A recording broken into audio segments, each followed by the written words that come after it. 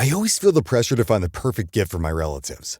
In this case, whether you're sending an unforgettable gift or treating yourself to everyday perfection, Omaha Steaks delivers the world's best steak experience. For me, I'm not just into steaks. I like all types of meat. That's why I'll usually get the Winter's Best Seller Pack. It comes with juicy fillets, chicken breast, pork chops, and even burgers. Omaha Steaks offers unrivaled quality and variety, and every bite is backed by their 100% guarantee. A family-owned company with over 100 years of experience in the meat industry. Save big on unforgettable gifts with Omaha Steaks.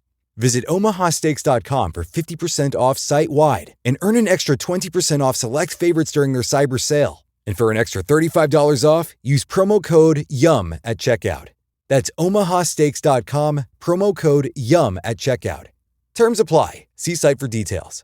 Go to omahasteaks.com to get 50% off site-wide plus an extra 20% off select favorites and more limited-time deals during their cyber sale. And use promo code YUM at checkout for an extra $35 off.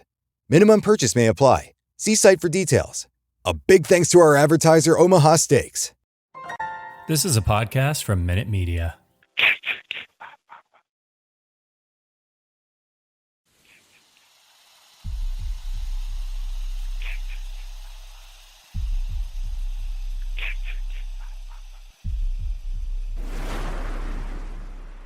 Warning, the following content may contain elements that are not suitable for some audiences. Viewer discretion is advised.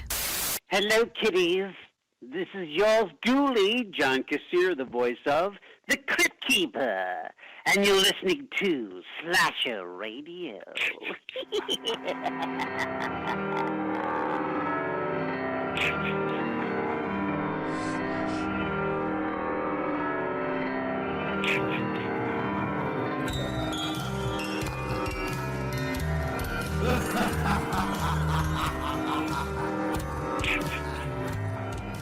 Welcome to Slasher Radio. My name is Mikey Bones. I'm joined by my fellow hosts Kat Below and Rob Humphrey. What's happening, guys? Not much. How's it going? I'm just here for a feckin' good time. Why are we still doing the feckin'? Oi! Oi! Yeah, oi. Feckin' hell. Yeah, I know. Tell me about it. We are here for week 2 of Murder Madness, and it's gonna be rough. It is. Yeah. Actually, Well, I don't think this week's going to be as rough as last week. I think next week is going to be the worst. This week, so here's the problem with this week. This week, there's going to be some decisions that are going to have to be made of the opposite of like last week. Last week, we had like Psycho against Let the Right One In. That's a very tough choice because I love both those movies. This week, I expect a lot of tough choices because I hate both movies and I don't want to pick either one of them. Yeah, but there are a couple in there that are good, and you know, to get those at the wrong matchup could really throw a wrench in this whole thing. Yeah. Is the I'm problem? feeling okay about this one just because I feel confident in my degree of hatred toward the different remakes. Like, I feel like they all kind of fall into tiers. So, well, Yeah, I but mean, if we'll two see. from that same tier but match up, that's a problem.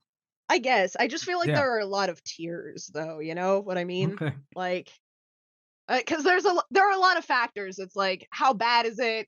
How bad does it disrespect the original? And then like at the bottom, there's also Yeah. like, is it so bad that it's funny again? You know what I mean? Like, and Yeah. then there's like combination of all of those elements. So I feel like it's a pretty multi-tiered system. Mm-hmm.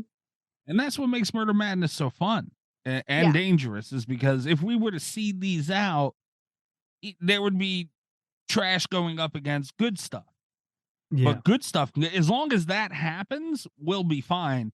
But that, as we all know, the wheel is fucking evil. The wheel is evil. So Yes. I can be proven wrong, but I'm not as concerned about this half as I was about last week. Although sometimes you seed stuff out and you end up with Fairleigh Dickinson beating Purdue.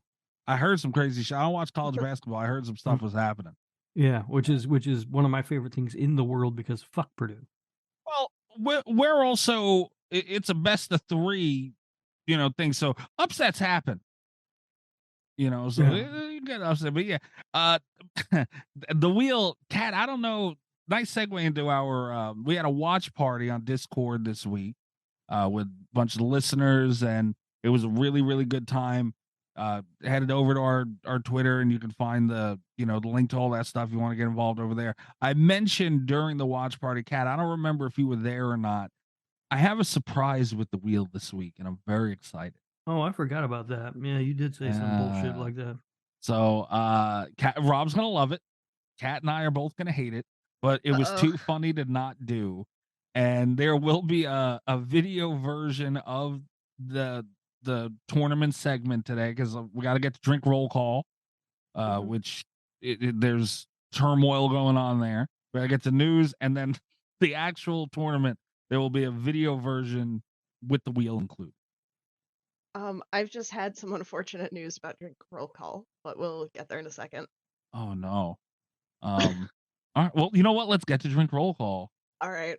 Rob, you just to set the table, Kat and I pretty much waged war. We were both excited over drink roll call.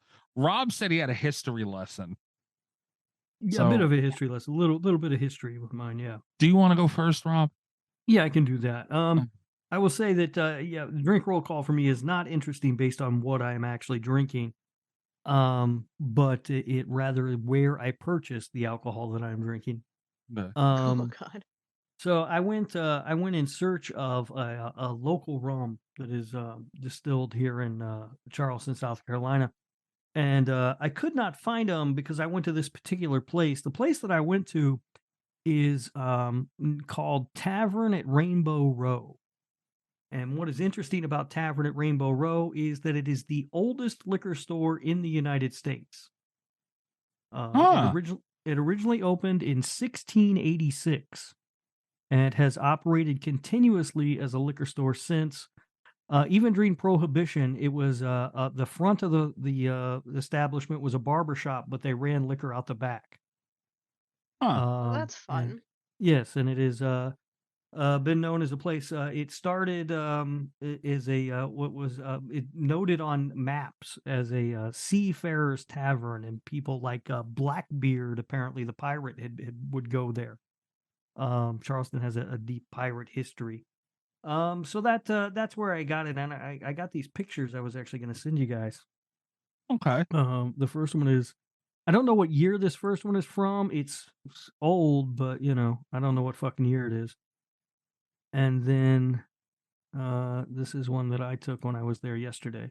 You can see it really hasn't changed all that much. Oh, it black is, and white picture. Oh wow. Yeah, and then there's the one from yesterday. Yeah, so that was my exciting story. It's not much of a history lesson, but a little bit. That the oldest liquor store in the United States is the Tavern at Rainbow Row, and it opened in 1686. Now, I went there in search of as I said, the rum distilled here in Charleston, South Carolina. They did not have that, but the gentleman who was working, very very kind fellow, convinced me to buy a regional rum that is distilled in Hilton Head.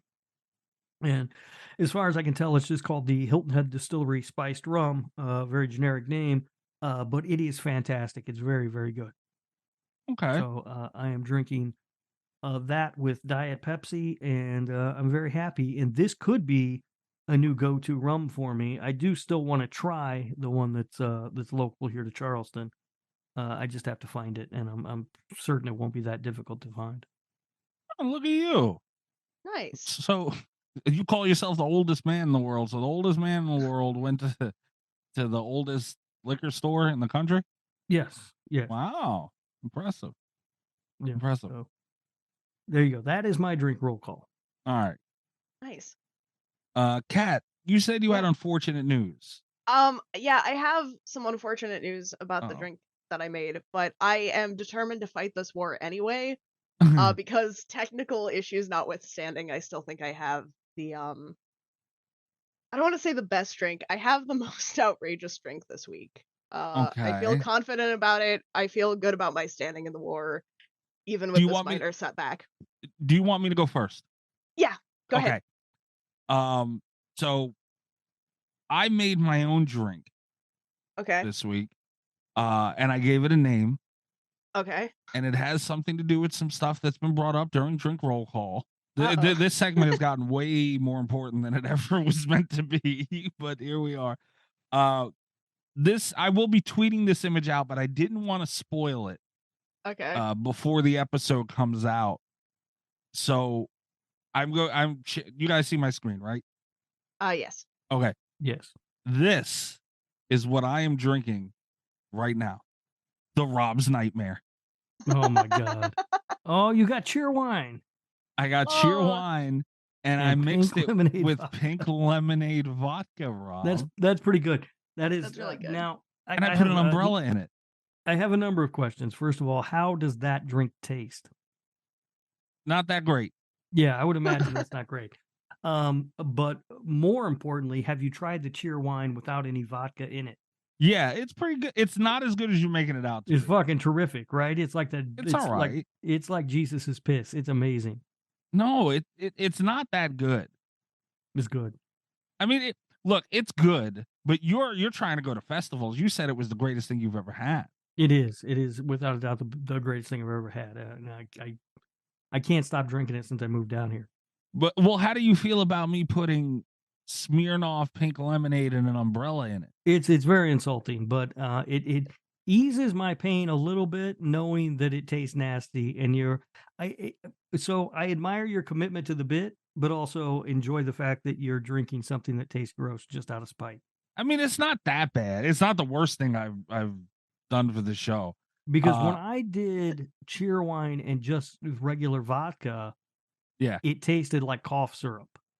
That's kind of what's happening here. Yeah. The cheer wine is fantastic on its own, but when you put the alcohol in it, it gets a really cough syrupy taste that I did not care for.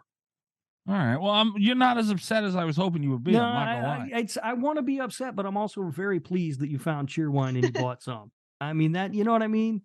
Yeah. It makes me very happy. I wish you liked it more than you did, especially because you got the glass bottles. The glass bottles are great. Yeah, and that's what I was saying there. I was like, it's not as good as and other people have told. I've heard this. You aren't the first one who's told me it's like the greatest thing in the world. And I was like, man, and I got the glass bottles, like the best way to drink soda, period. Yeah. And I don't see the glass. Great. I used to get the glass bottles at the store in Indiana.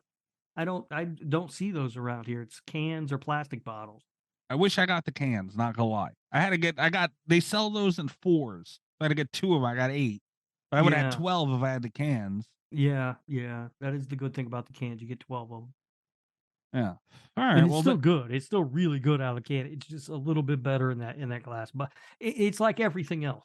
Like you said, glass bottle is the best way to have a drink. Yeah. All right. Well, that is called the Rob's Nightmare. I like that. I'm surprised myself that I'm not more upset about it, Mikey. But I appreciate the effort that you went to, and I'm so happy that you got cheer wine. Yeah. Well, I got it. I bought. So you gonna come to the cheer wine festival? No. Oh. I have drink roll call lined up now for like 3 weeks in a row. Because I went to get a haircut today, really quick. I went to get the haircut today, figured I'd get a drink, and I was like, did I have anything stupid? No, I guess I'll get this. So then I went to get the cheer wine, and they didn't have anything really stupid there. I got something that's stupid, and I'm gonna hate. And I now have 12 cans of it sitting in my fucking fridge. So the Long Island iced tea is gonna be for 2 weeks from now. The thing from last week is gonna be, that's gonna be what it is. Then I had the idea. Well, someone gave me the idea. I'm not going to say anything. It might affect their power ranking to do this. And I was like, wow, here we go. I'm guessing Domi, and I'm mad now. No. All right. So I'm going to sweep in for the good game, good drink. Yeah. I'm going to sweep in and claim my victory before I talk about my setback. Wow. Okay. So you guys have the extra confidence. I have a picture for you guys as well. Okay. And I'm glad that I took the picture before the technical difficulties. I can't do anything for some reason. You can't do anything? No. All I can. Oh wait, hold on. Are you looking at the screen? You were looking at my and... screen. I was, and I was getting very confused. I was like, I'm clicking on shit and nothing's happening. What the fuck is that? This is a listener designed a drink. I am. I gotta refresh. Thanks, Elon.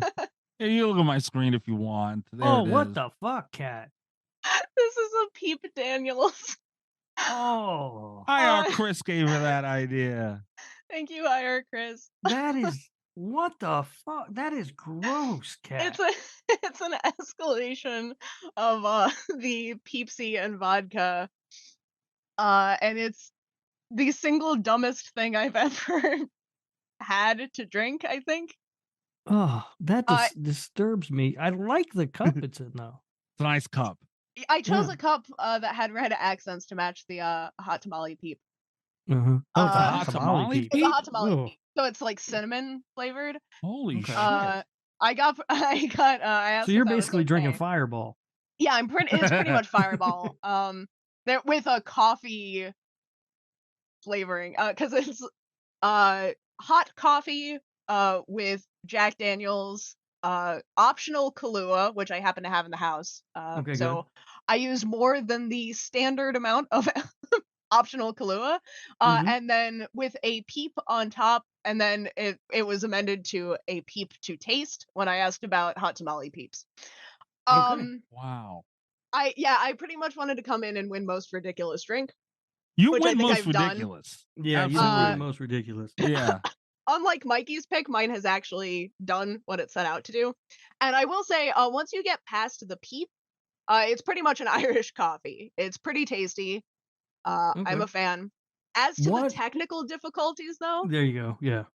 yeah, a big part of the Peep Daniels is that you're supposed to let the Peep melt to flavor the coffee. And I giggled and inhaled the Peep.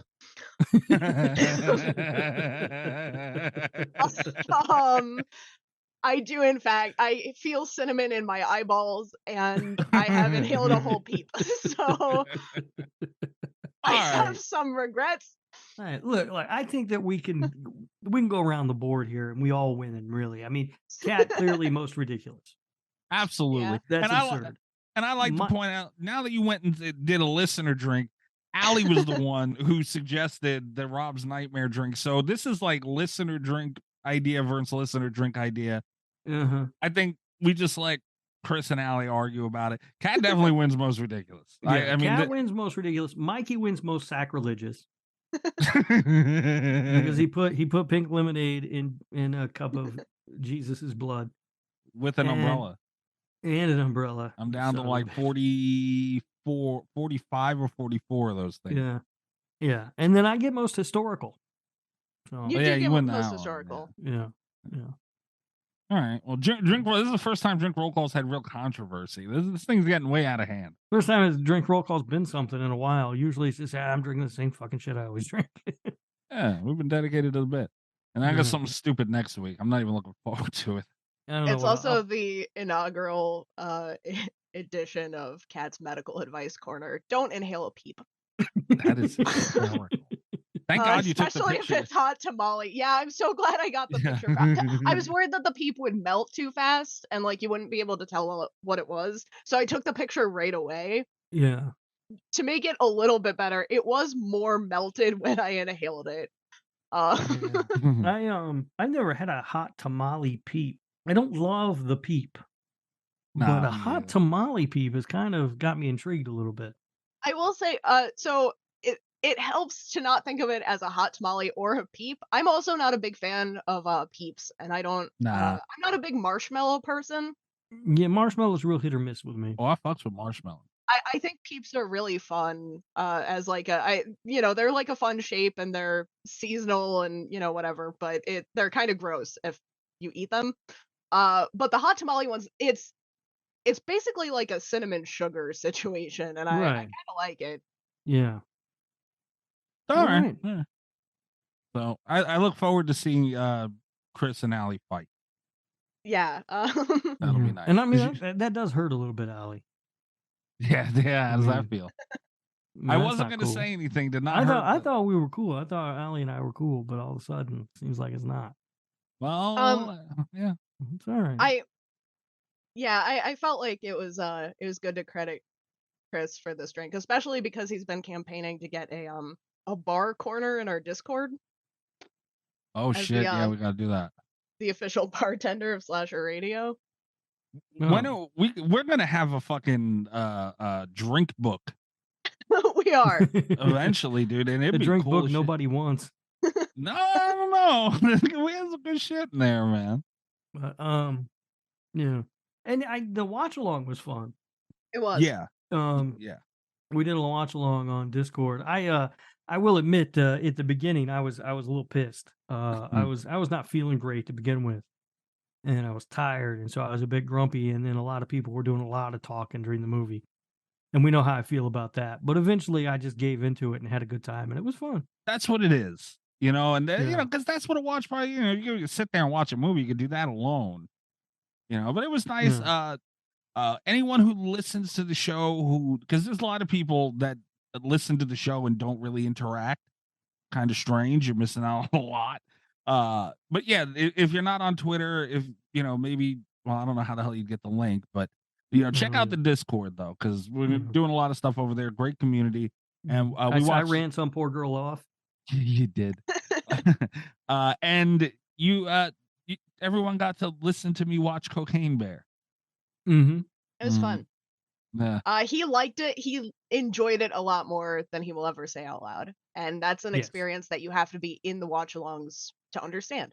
If I was not in a setting, if I was sitting in a movie theater watching that, I wouldn't have liked it as much. And again, it's not so much that movie that is really, it's what it stands for. We've had this conversation. That's my biggest issue. Like Winnie the Pooh, I'm standing against that. This, I knew what it was a good gonna movie. Be. Winnie the Pooh, Blood and Honey was a good movie. We're not getting into that right now. But what we can get into, guys, is the news. So we can get to Murder Madness.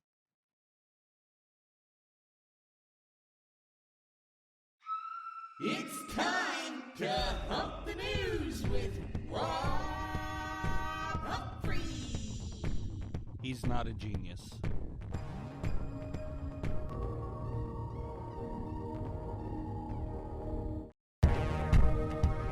Is it okay if I kick off the news segment? I have an update on something you guys requested. Absolutely. All right.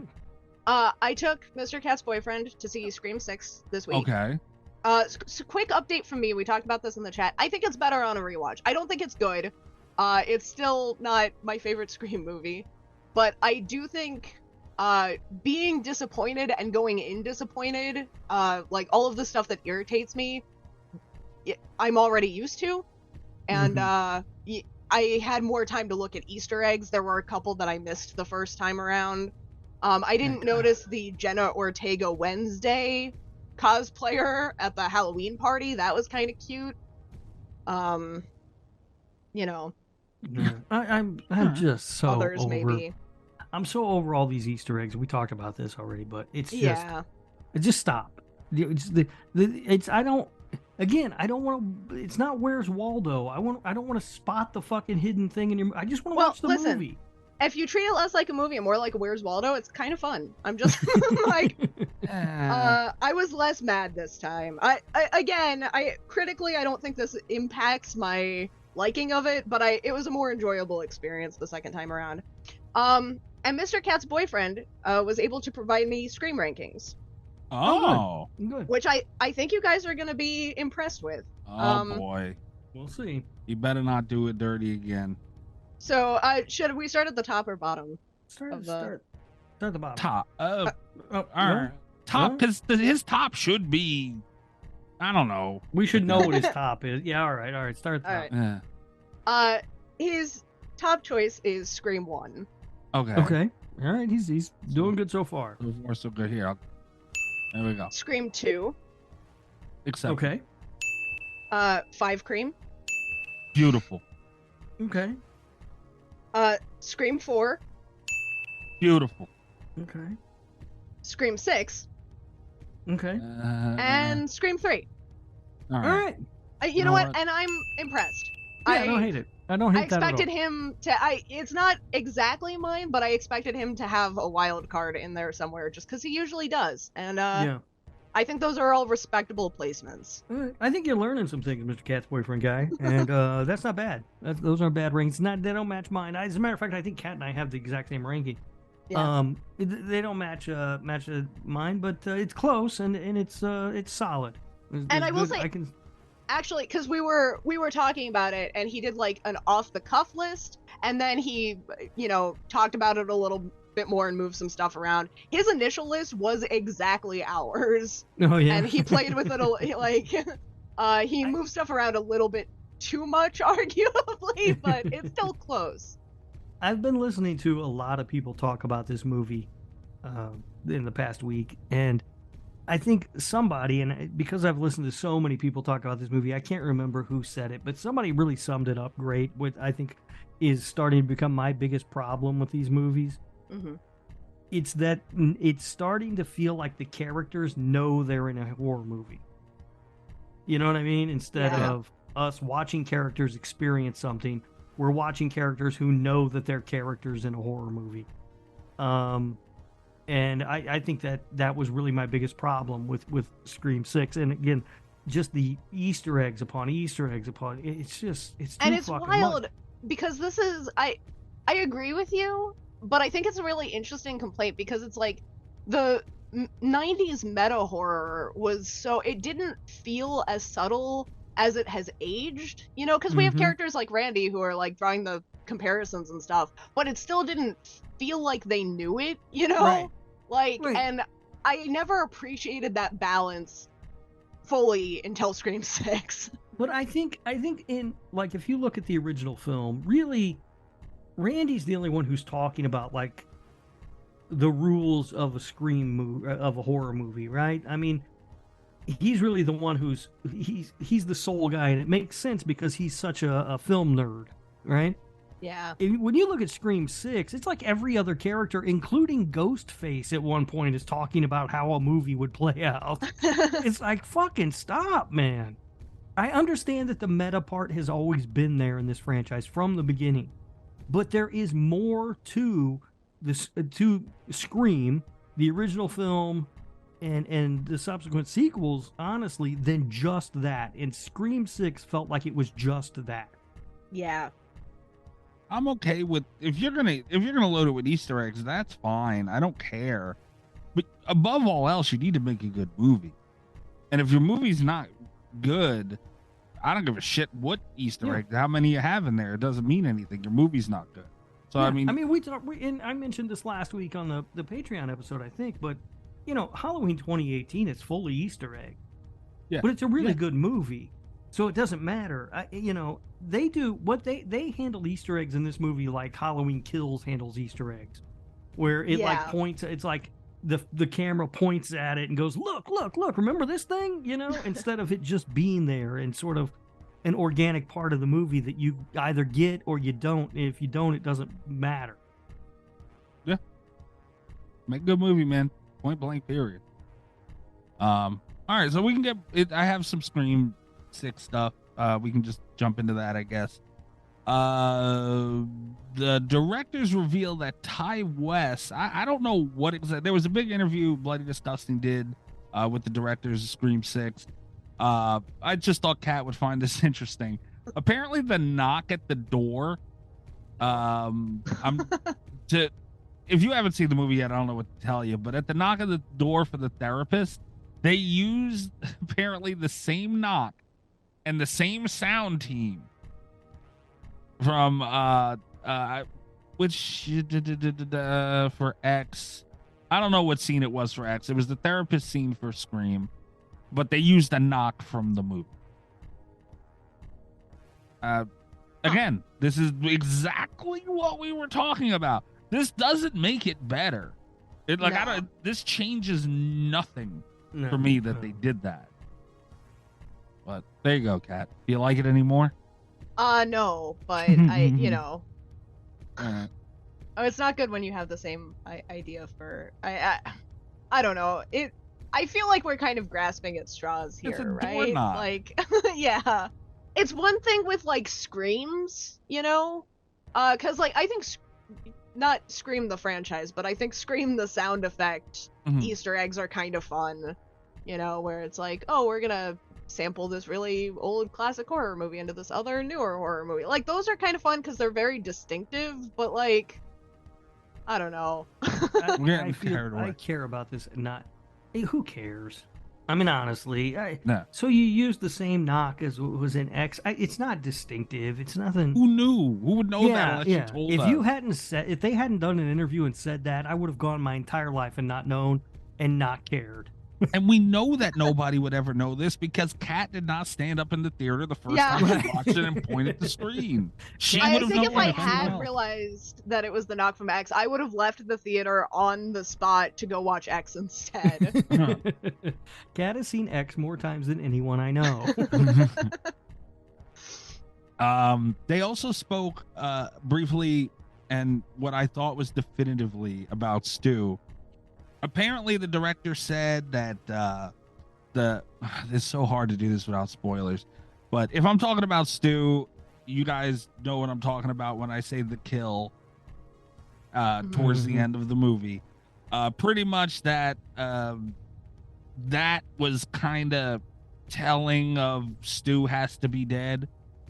I mean, and this coming from the director, so because I mean, if it killed one person, it had to kill the fucking other one. It's literally, Right. you know what I mean? Yeah. Fuck it. If you haven't seen this movie yet, you deserve it to be spoiled for you. But then the little paragraph they have ends with, "Then again, anything is possible." What the fuck? I don't know. Look, listen, here's they do not need to bring Stu back. No. The last thing this fucking franchise needs is more legacy characters. They need to get rid of the ones they've got and move on and make their own fucking movie now. Calm down. They don't have to.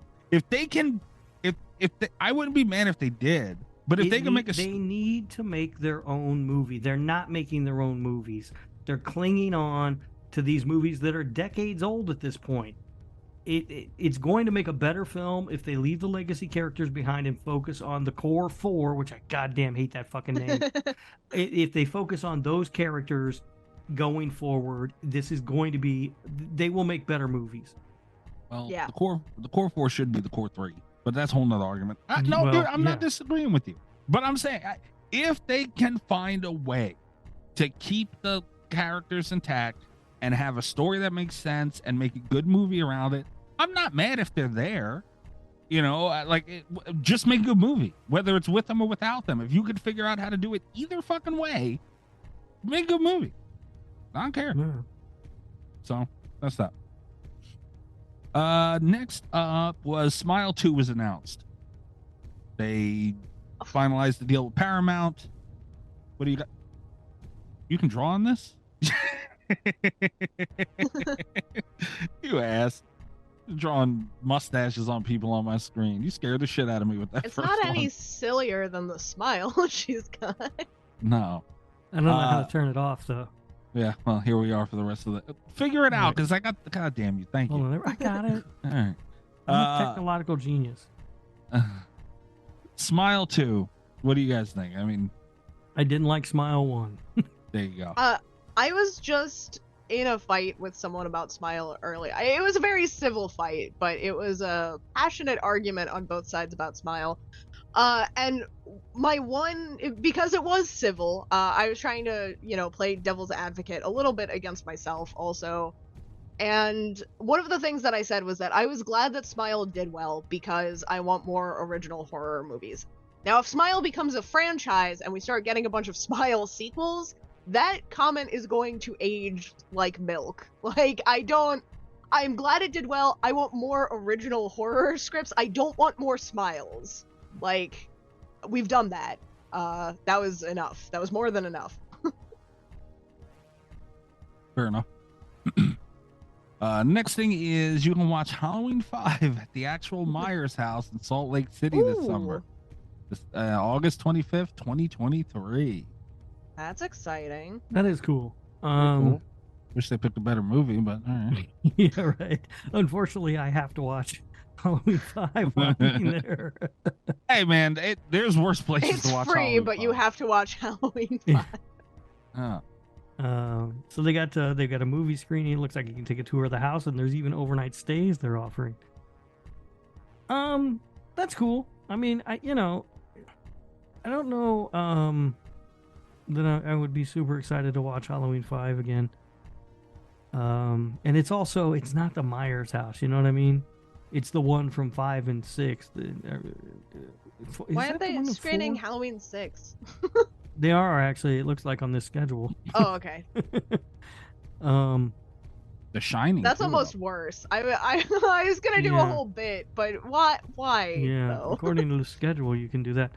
So I don't know. Like, I feel like, it's that Victorian looking house that isn't really the Myers house, you know. Yeah. But still pretty cool. I mean, honestly, if it wasn't all the way in Salt Lake City, like if it was close, I might do it. Fair enough. That's kind of how looks I like feel about it. Looks like I they don't know. have some that are close to me, actually, but They did in North Carolina. This one's sold out though. the Halloween 5 one is sold out. Yeah. Now the Halloween 6, it looks like is still available. Doesn't surprise me. Yeah. Yeah. But see, they've got Halloween Kills. Also, they were doing. They also I would have done The Strangers. That would have been awesome, and that's not far from here. I was just but going to bring that it up. Already happened. This should have been part of the news anyway, and I completely forgot. Damien Maffei, if you guys want to search him on Twitter, I believe this is what he's been promoting. You get to watch it. You go it's a whole screening, and you get to hang out with him and the other two killers. Oh, cool. Yeah. So I mean this is it. So this ticket's still available for that. If you're not going to see that, I mean, I don't know what you're doing. Like if you're in that area, let me see where it's at. Oh, Kentucky. Almost Kentucky, yeah. Tell Marcus to go. Let it hang. Yeah. Yeah, that'd be pretty cool. But yeah, it looks like all the ones that are close to me are sold out, which sucks. Yeah. Because I would have done the Halloween Kills thing for sure in Wilmington. 50 tickets only for this thing. Okay. How much is it? Out of curiosity. I'm not looking this far. All right. Go check it out on Bloody Disgusting. Evil Dead Rise director said that Bruce Campbell is hidden somewhere in this movie. Oh, great, another Easter egg. That's a cool one, at least. Somebody just make a fucking movie. There's nothing wrong with Easter eggs if the movie's good. I'm exhausted with the whole thing. Like, just make a fucking movie. Really pissing you off. It really is starting to get under my skin. There's too much of it. I don't mind it. It's good to have Easter egg. They're paying homage to the originals. There's nothing. We wanted movies to do that for so long, and they're doing it. I don't think I've ever wanted movies to have hidden Easter eggs. It's fucking annoying. Well, I think Scream 6 broke Rob. We want them to pay homage, though, and this is how they're doing it, and I'm not mad at it. It's just, if you fill it with Easter eggs and the movie's not good, the Easter eggs aren't going to change my mind. Yeah, we'll see. I don't know. I mean, like, I love Bruce Campbell. That's great, but I don't need him in Evil Dead Rise. You know, unless he's going to show up as Ash with a fucking chainsaw on his arm and kill fucking Deadites. I'm not interested. They say hidden in the film, so like, what if he's just at the end standing there, chainsaw and all? Could Wow, be. Remember, there he he is. did the end credit scene on the remake. Mm-hmm. Well, the quote unquote scene where. Fair enough. Is he even on screen on that, or is it just the audio of him saying groovy? I don't remember. I I think it don't was either. the audio from what I remember. I haven't seen that in a Yeah. while. Did you see the thing that was like, and it was a dumb Twitter joke, but it was like, Bruce Campbell's like, I love Sam Raimi, he's my best friend, one person for the rest of my life. I would take Sam on a desert island with me, I owe my career to him. And then it's like, Sam Raimi, in this one scene we threw him down a flight of stairs just before we smeared him in honey and loosed him to the hornets. It's like, I don't think I've ever seen a more accurate depiction of their Yeah, there's a relationship. podcast I listen to, and that's one of their running jokes is like how Sam Raimi's favorite thing to do is just kick the shit out of Bruce Campbell. It's a pretty badass thing to do, though. It's so funny. Like when they did the Evil Dead screening that I went to in the theater, they had an introduction from Bruce Campbell, and he was so sweet about Sam Raimi, but all of the stories were just horrific. He's like, I showed up on set bleeding and half drunk, and they didn't tell me what was going on.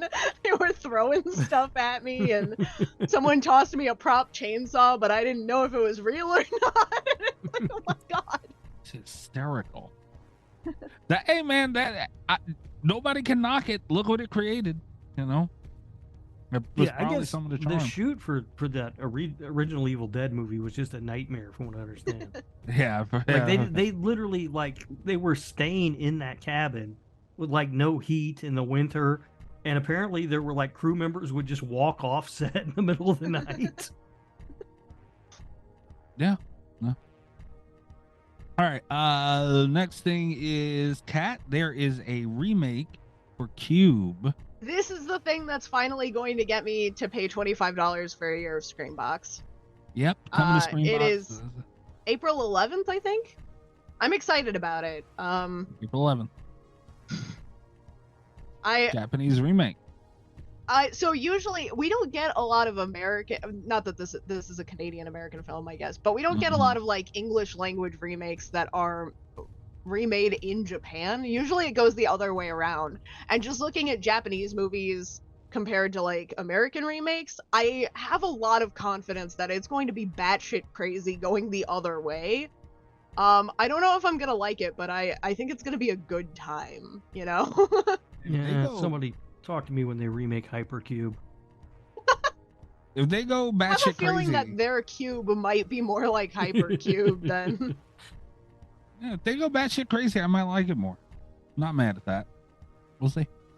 Mikey might be the first person to like Hypercube more than cubes. Actually. That's very on brand for Mikey. Well, unless forced to, I ain't watching it, so we'll never know. It's either that for It everybody. sounds exactly like Mikey. Be like, oh, that thing that sucks. Yeah, I like it a lot better than that really good thing. I'm trying to Does- figure out whether or not I'm curious enough to push for Hypercube, but knowing that I'd also have to watch it again, it's a detriment. It's sad how accurate Rob sounds being me. Sounds exactly how I would put it. The Texas Chainsaw Massacre game finally got a release date. I cannot fucking wait. It's coming out August 18th. May 25th is going to be their technical test. I will do anything I have to do. Matt, Wes, this means you. I will do anything I have to do to try and get into that technical test. I don't know how it's going to work. I'd imagine it's just open to, PC users. I know it's going to be on Steam. I know this game isn't exactly you guys' cup of tea, but horror needs this game. Horror gaming needs this game really fucking bad. Our choices are extremely limited. This Killer Clowns from Outer Space, we need it. What do you guys think? Well, first of all, I think it's very cute that you think that people at Gun Media listen to this show. Matt has commented here and there on stuff we've said. Secondly, okay. I mean, if I I like were the going idea that they just have a department in Gun Media that puts out fires started by Slasher Radio. They have once. Chris put up an article. Yeah, they have. Secondly, if I were going to play this game, which I'm probably not because it's not my kind of game, I would not want to be in the technical test because that just sounds like a nightmare of glitches and bugs and craziness that I have no interest in. But you get to see it, dude. You get to see what they did. This game, honestly, and again, I know it's not you guys' cup of tea. It's a masterpiece, though. As far as visually, we don't know how it's going to function or anything. We got to wait and see. I understand that. But God, man, the stuff they've released, it is such a beautiful game, and it pays homage to these films up the yin yang. And that looks alone, great. man. Yeah, right. It does right. look great. Yeah. No. It's going to be free on Game Pass, dude. And you have Game Pass on your computer. Like, you won't just play it on Game Pass? Nope. Just to see? Wow. Nope. Okay. Not even with me? No. Definitely. Not. You're not selling it. Damn. All right. Last but not least, certainly not least, Jamie Lee Curtis has finally won at the Academy Awards. She sure did. Yay! A long time coming, Oh. man. I'm actually, not that this is necessarily horror news, but I'm really excited. I'm taking my dad tomorrow to go see Everything Everywhere All at Once, Nice. which is back in theaters for a limited run because of all of the fucking Oscars that it won. Yeah, it really ruined this year's Oscars. Well, it's a shame that it took this long for her to win an Oscar. It's ridiculous, but It's yeah, yeah, crime. yeah.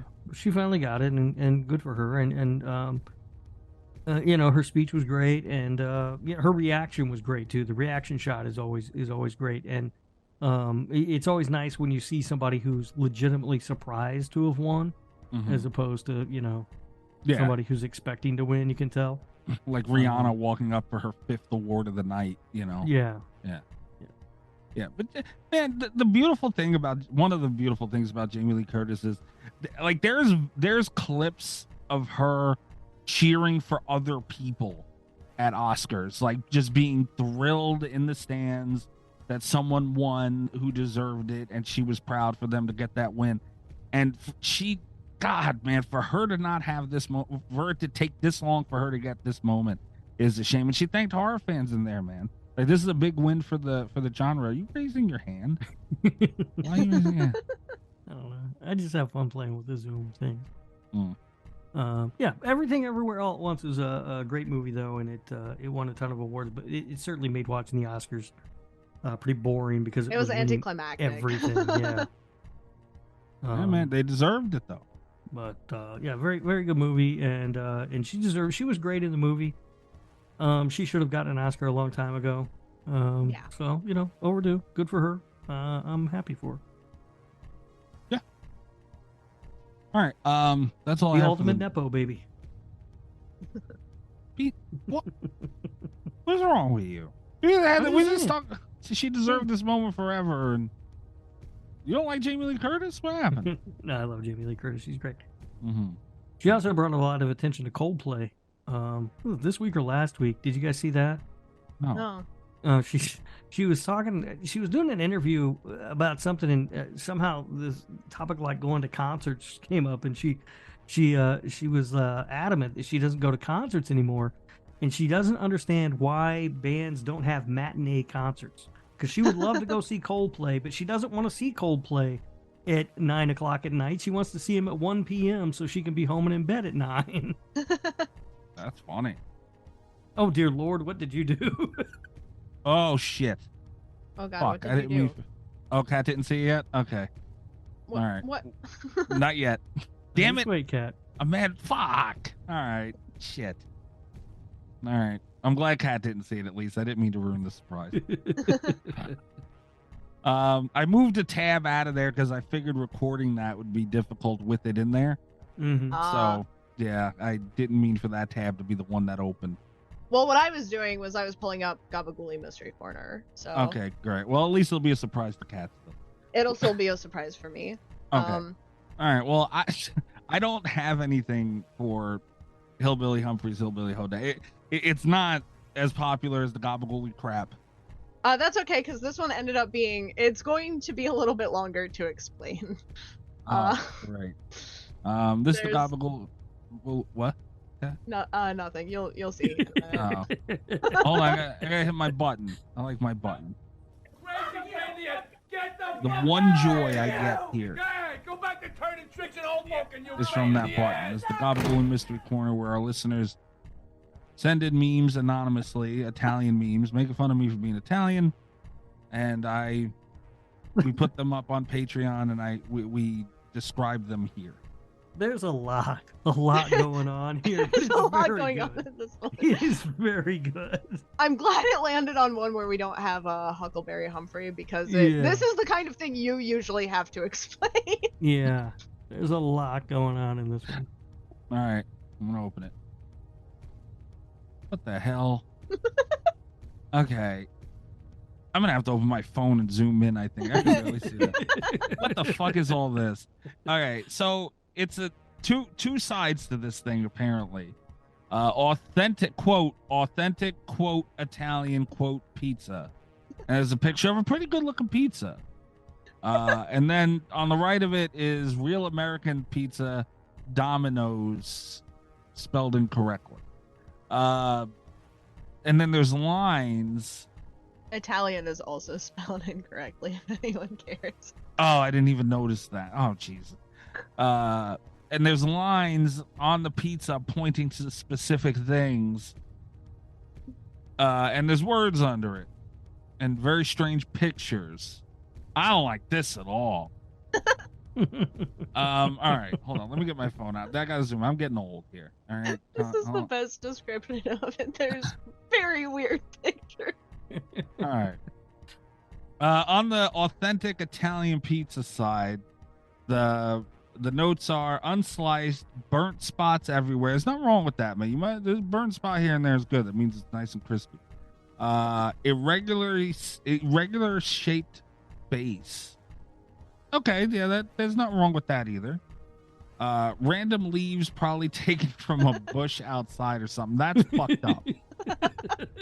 That's fucked up. That's basil, and let's not be Random leaves. Random it's leaves not. from Random. a bush outside. Expensive. Well, yeah, because it's real shit, like oregano. You don't know what fucking oregano is. Uneven sauce. That's not true. And blobs of cheese. That's because it's fresh mozzarella, and it melts differently.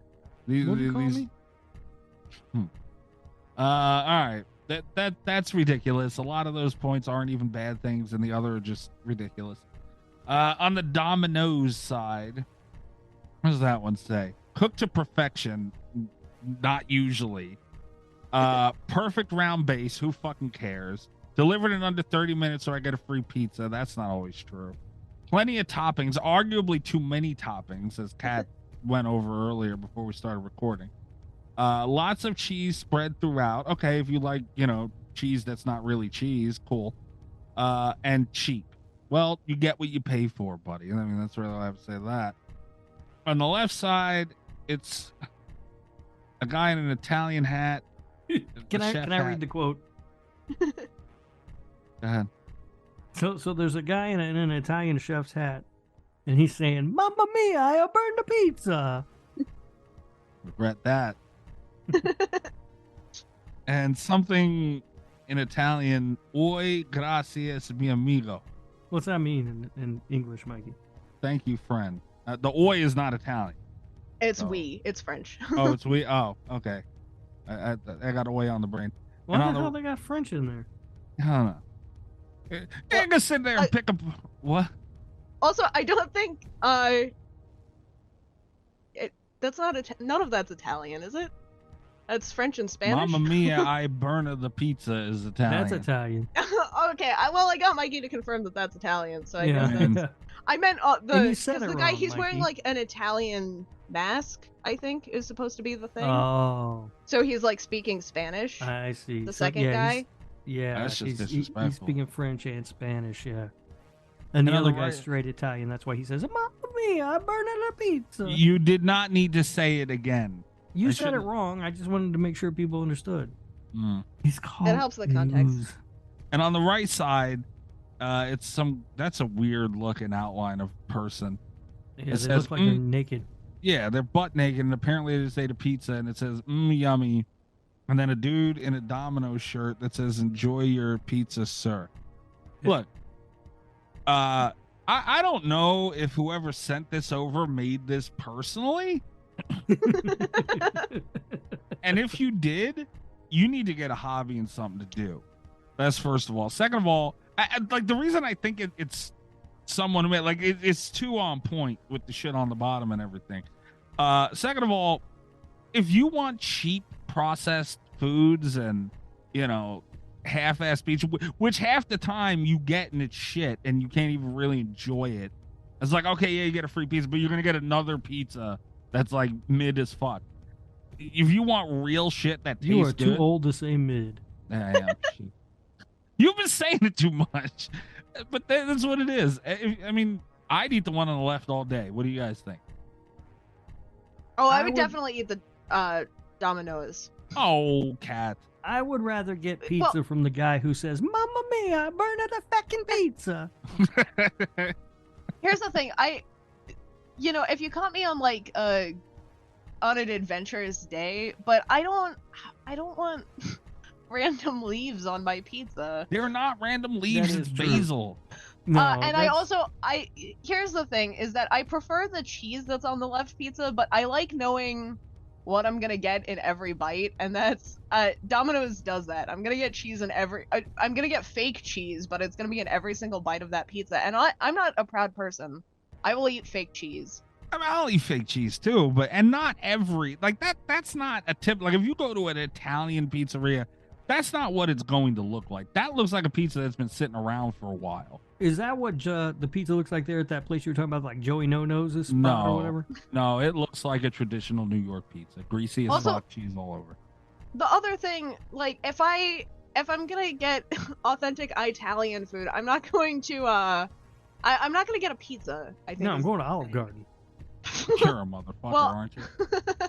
That too, but like I would get pasta of some kind, right? I'd Yeah. get like a tortellini or maybe not that, but something. Fazoli's.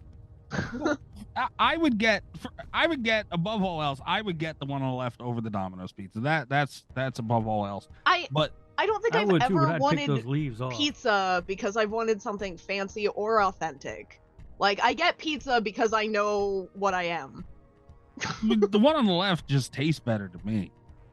I mean, don't get me wrong. That specific pizza, again, it looks cold as shit. The the cheese isn't even really like. It just looks cold and old. Like that's not what I wouldn't eat that pizza. But a pizza like that actually made properly, I would definitely. But again, over both of these, I would pick a New York slice of pizza because I'm biased to that. You know, that's what I know. That's what I like. So it's not like, I would pick that over both of these. So you Okay, go with the least the authentic listeners, thing. I need you to add a section at the bottom. Authentic New York pizza. That one would win. Out of the three, these two being the other options. I mean, that's the one. It's most unhealthy, but I mean, that's the one. It's probably more expensive than the authentic one too. All right. Well, whoever made Yeah, that, now, kiss like- my ass. I don't know who made it, but thank you because that was great. If someone made the cat, okay, whoever, can you reach out to whoever sent this in? And I know you're not gonna tell me who it is, Yeah. but can you at least ask them if they don't reach out to tell you? Did they make whoever sent this? Did you make this? I will. Okay, I have to be very careful about choosing my words here. I have a strong suspicion that this one was found. Okay. The person who sent this one in particular may have done a custom meme or two for this segment, but this was like one of the first ones that this was like in the second wave ever of memes that I received. So it was kind of before this got to be a huge deal. I should make a meme for the Gabagooli thing. It was fucking Chris. I know it. I can't confirm or deny. Chris, did you make this? Did you find it, Chris? See, that's the nice thing about the Huckleberry here. The few people who sent in, I got a feel for their style. So this kind of backfired on you little bastards here, because I kind of got a feel for your styles. And I was already thinking this one came from Chris. Chris, I'm calling. This is the second time I've had to call you out during this damn thing, Chris. You're leaving breadcrumbs and I'm finding you. Did you make it or not? You made this, stop it. I will say, if it's found, it is the most accurate to this show. It really is. Out of the Yeah. discovered ones. Like, it's good. Yeah. That's what I'm saying. Like, part of me is like, all right, this is probably on the internet somewhere, but it's so prevalent to so many different things. And I want a shirt with that Italian chef guy on it. I would tackle you to the ground. Are we done here with this crap? Can we move on? Yeah, we can move Yeah. on. All Good. right. Guys, we're going to be right back. We're going to take a really quick break, and we will return with the second half of round one of Murder Madness. For the Lord Humphrey Cup. It's not the Lord Hump. It's Good. called Ooze. I'm going to break this button.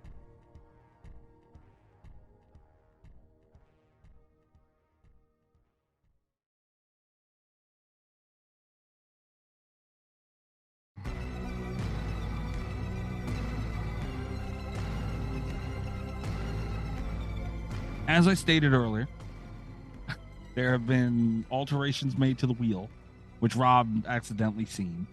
But Okay. But there I'm will be- excited. there will be a video version of this going up on the Patreon so you guys can see the wheel and enjoy it. Voila. Oh, It's Rob's face as the wheel. It sure is. Which It makes is Rob's sense because face. it's for the Lord Humphrey Cup. Oh shit, I didn't think of that. That sucks. All right. as last round happened, as we always do this for the first round, the selections are made through the Rob wheel. Also for the wheel, I figured out like they have different sounds Oh, you can yay. select. So the sounds for the Will that first make it more dramatic for the listeners? no, it makes it absolutely ridiculous. Oh, okay. Which and there are Better. sounds that I add in. Like we had sounds for the other one. Yeah.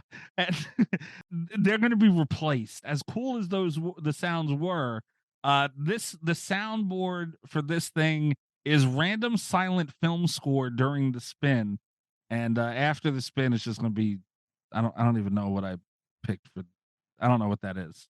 It would be even funnier if it was like random silent film dialogue. With just Rob's face. All right. So enjoy the sounds. I know they have nothing to do with horror, but it was just way too funny to not like I we're was having fun this week. yeah, Really? I was very stoned when I realized this, and watching Rob's face spin with those sounds was absolutely priceless. Oh, his face spins too. Oh yeah, it's a wheel. Oh, very good. Okay. Yeah, he is. I'm gonna be dizzy by the time this is over. Get to drinking. You've got to match your little guy there. All right, the list has been shuffled. right. The topic for this, as everybody knows by now, is originals versus remakes. Last week was originals. All these movies on this side are their counterparts, remakes, plus 2009's Black Christmas, 2019's Black Christmas, to balance off Jeremy Melton, Who unfortunately lost in the first round. big chain of Tragic. events. Yeah, Yeah. can't believe it. Surprise. Yeah. All right, so you guys ready for the first selection? Yeah. Let's do All it. right, Rob. Yeah. Spin the Rob. That's good. It's Oh, I enjoy this. Yeah, yeah. kind of like a Oh, Monty Python bit. I love it so much. I love it so much. This is the best wheel ever. Oh, you made us say not a genius. Come on. Oh yeah, you seen that, huh? Yeah. Well, I was wondering how long it would take you to see that. I don't know how that got in there. The site did it on its own. Like, no. My Bloody Valentine 2009. This is one of my favorites here. Yeah, I like this one. And we talked Yeah. about it earlier. This is dangerous. So let's spin the Rob and figure out who's going up against.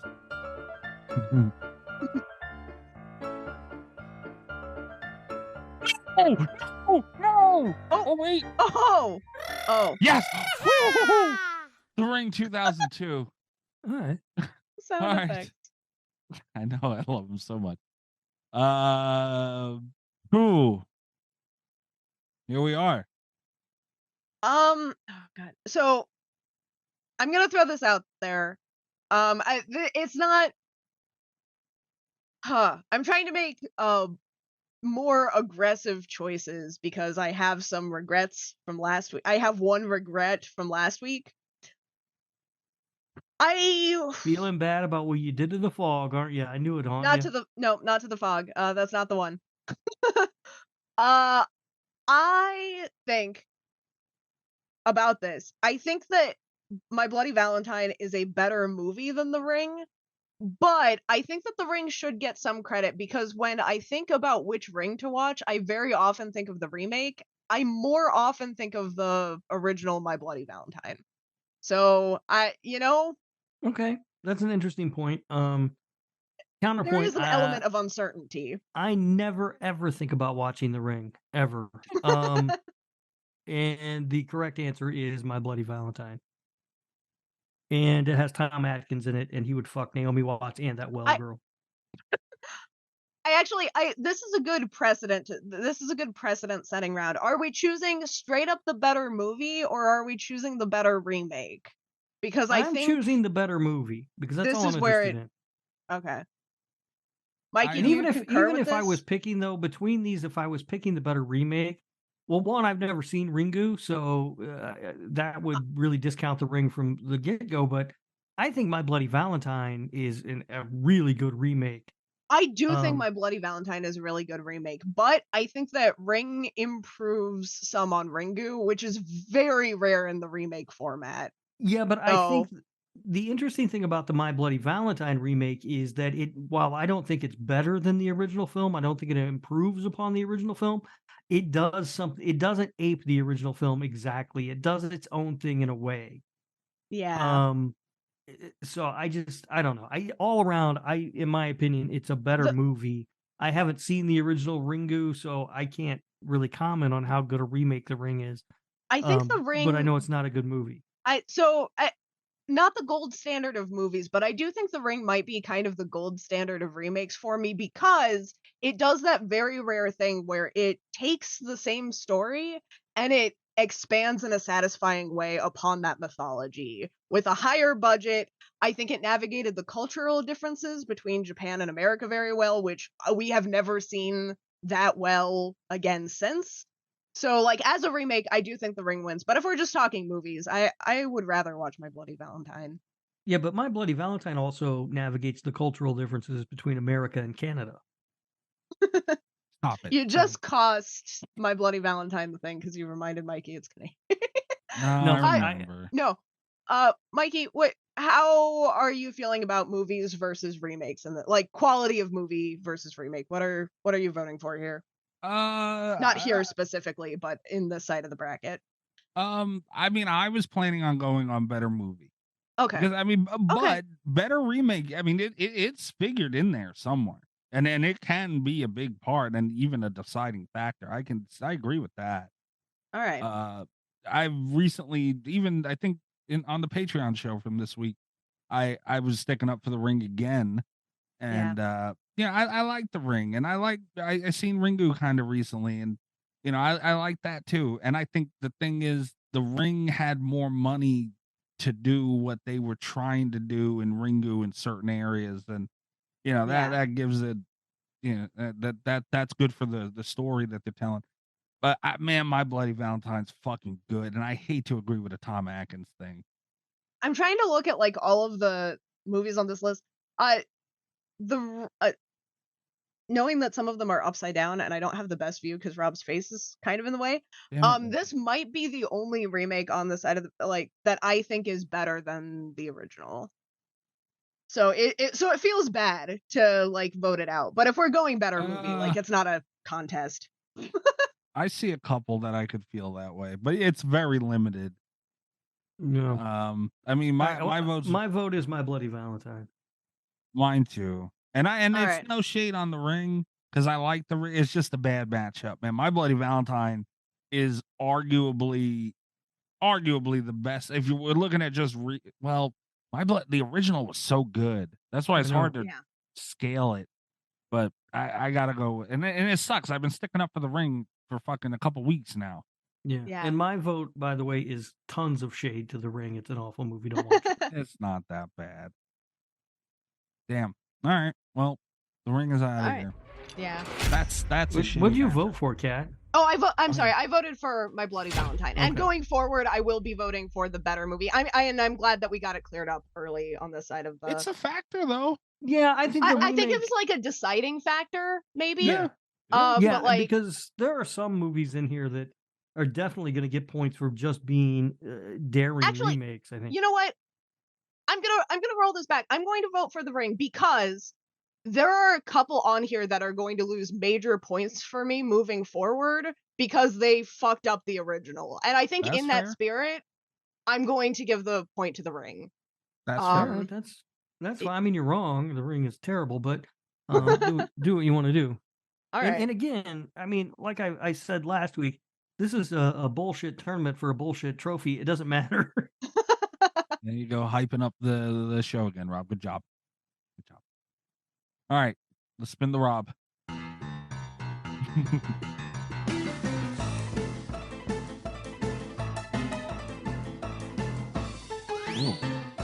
Okay. Fright Night, 2011. I love that sound. All right, let's see what it's going up against.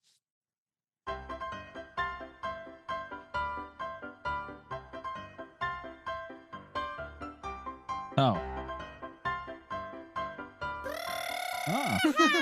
Black Christmas 2006. That's tough. It certainly is. This is exactly what I was afraid of. I was going to have to pick a movie that I don't like in some of these matchups, and this is one of them. I'll come out here first. My vote is going to Black Christmas, 2006. This Wow. is it's a fun. Here's the thing: neither one is good. But Fright Night I don't think was entertaining either. I will get drunk and I'll drink some eggnog and watch Black Christmas 2006. Whatever. I don't give a fuck. It's funny. All right, fair enough. Mikey, what are you doing here? Because I'm actually kind of torn and not in a good way. That's got a good point, man. I mean, neither one of these movies are like, god awful or nothing, but I would probably have a better time watching the Black Christmas movie. Do you have anything to sway me, Rob? No. All right. So are you No, voting? I mean, I don't know what I would vote. I'm leaning towards the Fright Night just because I think it's a better movie. Like I don't care for Black Xmas, but I'm not. My conviction isn't strong enough to try and sway you to vote one way or another. In a situation like this, it's it comes down to what I would rather watch. And I don't know. Maybe Fright Night did as a remake. It might have done a little better. I would rather watch Fright Night, because while I don't think it's a good movie, it is a remake of a movie that is not nearly as good as Black Christmas. Like when I watch Black Xmas, I just get mad because what the fuck are they doing? I will say it does help. So, and I think we've talked about this. I think we talked about this in our Black Christmas episode. I saw this one first. I was getting into horror as Black Xmas was coming out, and this was so when you don't have anything to compare it to, this one's a lot more fun. I will say that. I think if you're looking at which movie's more fun, it's definitely Black Christmas. Yeah, I honestly don't remember anything about the Fright Night remake, and that's not a great sign. I'm pretty sure Colin Farrell's in it or something. And he was in the Banshees of Inisherin, where he says "feckin" a lot. Oh, great. Yeah. All right. I'm gonna vote for Fright Night, but I really don't give a shit which one wins. Yeah. All right. Black Christmas moves on. Fright Night's out then. All right. That was a hard pick. We're spinning the rob. I hate how funny this wheel is. I love it. Oh, Evil Dead 2013. All right. That's So Rob and I are probably about to throw hands. We'll is see what what I'm it's up taking away against. from this. I like it a lot too.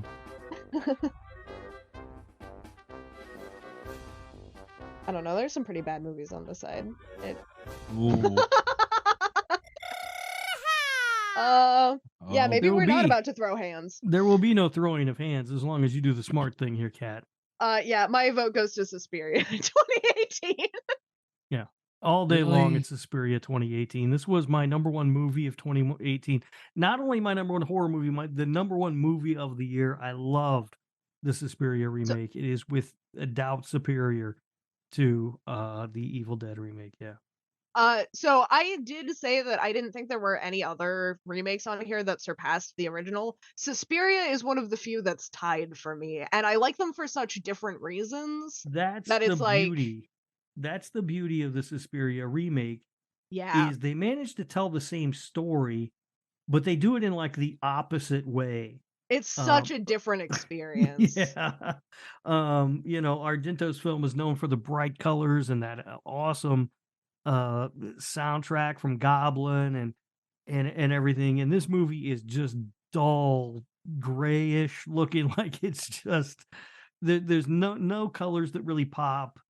Nothing about it like that. The soundtrack is by Tom York of Radiohead.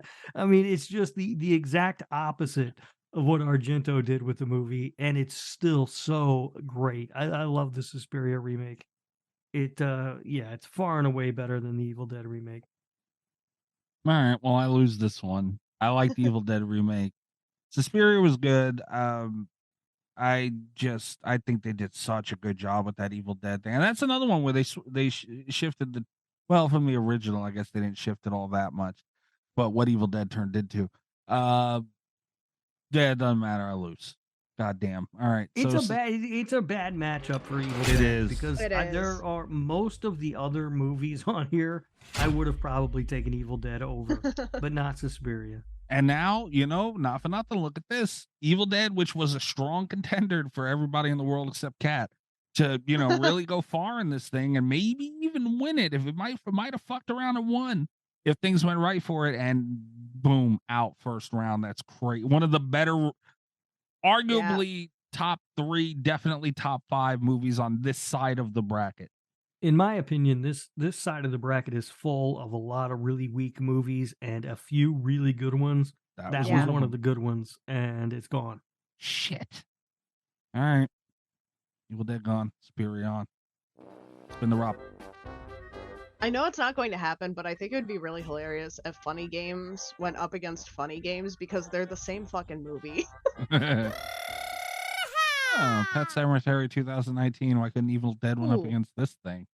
That would have been nice. I honestly might have voted for Evil Dead in this matchup. I will say Pet Sematary didn't disappoint me because I had no hopes for it going in, but I do, however, have several Pet Sematary 2019 posters because no one would take them. They did them as like a promotional thing on opening day, and they were still there when I went to see it the next week. Cat's like, oh, I have to take it. All right. Here's a stack of posters. Enjoy. They pretty much gave me a stack of posters on the way out. I was like handing them out to friends, and they're like, "What the fuck? Did they remake Pet Sematary?" And it's like, they sure did. I have a poster. You gotta get one of Mr. Cat's boyfriend guy to hang up at his place. I should. Oh, okay, free square to something. Well, going up against Black maybe. Christmas 2019. I mean, okay. I vote for Pet Sematary. Yeah, so I'm gonna say something here that's gonna contradict itself in a minute. But makes sense to me. Okay. There's very little that I like about the Pet Sematary remake. Okay. But one thing I do like is the way that they at least attempted to flip the story on its head a bit. Okay. It's not successful what they tried to do, but at least they swung for the fences. Although, no. And I appreciate that. Now, having said that, the thing that I hate most about Black Christmas 2019 is that they try to do something different and they swing for the fences. And in both cases, I think the movies strike out. However, I'm going to vote for Pet Sematary because Black Christmas 2019 is an abomination of a movie. God damn. So that's where we're at. Yeah, I mean, okay. Oh no, just I'm also voting for Pet Sematary. There was I hate that movie so much. It's bad. It I really didn't like it, but it does have, there are 2 redeeming things to Pet Sematary, whereas there's nothing redeeming in Black Christmas 2019. What'd you find redeeming?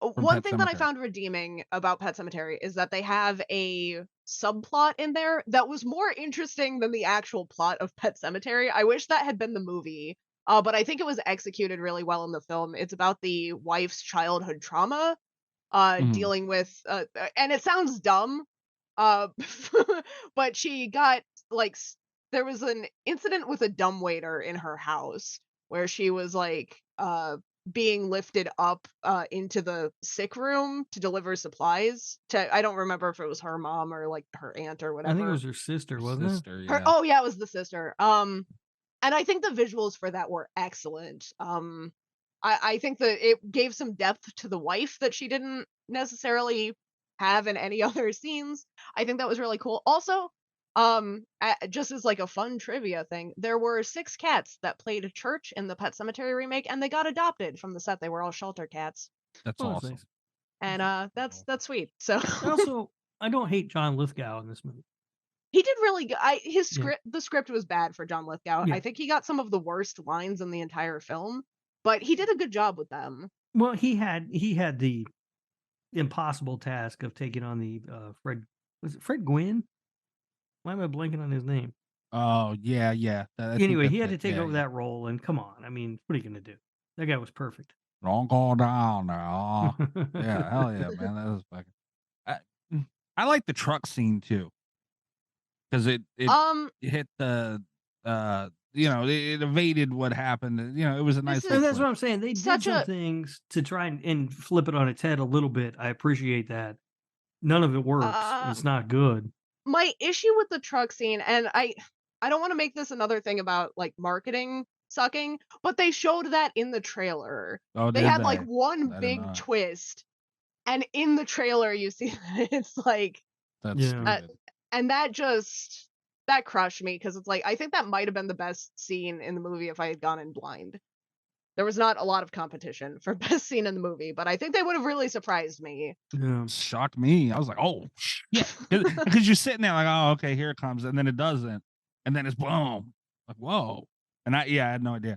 I don't. If I were to Portnoy that, by the way, I'd throw it at like a low 4, high 3. I don't hate it as much as you guys do. No, that's a low 3. I might Yeah, actually give it a better Portnoy than you, but Maybe. It would top out at a low 3 for me. More than likely a high 2 somewhere. Damn. See, I'd have it somewhere in like the 4s because it didn't like I don't know. It It really didn't- disappointed me, but it had a couple moments, and I Yeah. don't know. It was relatively short, all things considered. All right. Well, Pet Cemetery moves on. Black Christmas 2019. I own a digital copy of Pet Sematary 2019, though. I won it. Oh, Oh. big winner. Yeah, huge winner. Now your face is on a wheel. Do you want a poster 6 to go with it? Yeah, I think I won it because I was the only person stupid enough to enter the contest. All right, I guess this guy gets it. Oh, thank God somebody entered. All right, we're spinning the Rob. This is nice. Oh, Okay. Oh, Halloween 2007. Oh boy. Me and Rob. this might could fight go about it. either way for It me. could. So This is not an auto out. As much shit as people give it, I don't care. Like, it's not an auto out. It's pretty close to an auto out for me, but there's a lot of shit on this wheel. Yeah, me and Cat. See now, if Evil Dead got the matchup it did, and this goes up against like who the fuck knows what, I'm gonna be mad. I mean, I would have thought Pet Sematary was an auto out, so Well, yeah. all right. You go, Rob. Where you go? Oh, Oh boy. Oh no, never mind. oh, God damn it. it's Texas Chainsaw Massacre 2003, not the 2022. Yeah, I don't know why Calm for a down, second, Greg. even though I was the one that disqualified 2022, I saw Texas Chainsaw Massacre, and for a second, that's where my brain went, and I Well, was like, "Oh, this is 2022 is a easy." sequel. It's not a remake. Yeah, I know. Yeah. It's We have- I'm still mad about it, so it's the first one I think of. We have trauma from it still, man. We're Yeah. fucking scared of it. Oh shit, this is It activated hard, my man. fight or flight response. This one is not hard for me. No, this is I feel confident about this one. this is hard for me in the opposite way that it's hard for Mikey, I think. Yeah. Like Mikey thinks these are both good movies and he's wrong, they're both terrible Well, movies. No, they're not terrible. Yeah, they're Texas Chainsaw Massacre, like out of all the remakes it had, this was the from the one from 2003. It's the stronger of all of them. When's the last time you watched it?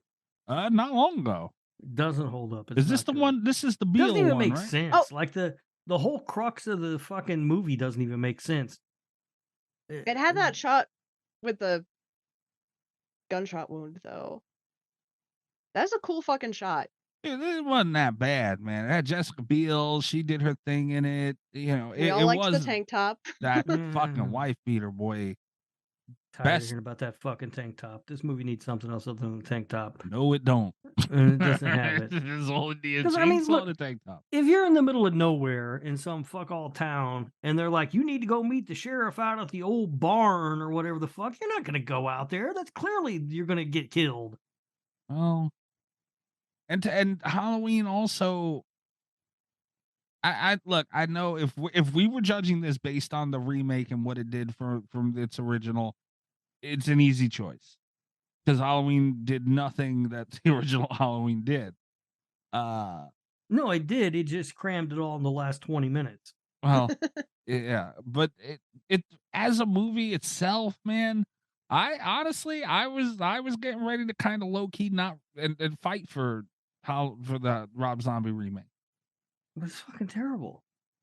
That's the problem. These are both really bad movies. What are you guys voting for? Because I don't know. You said it was easy. What are you doing? Yeah, this one's easy for me. What is it, Kat?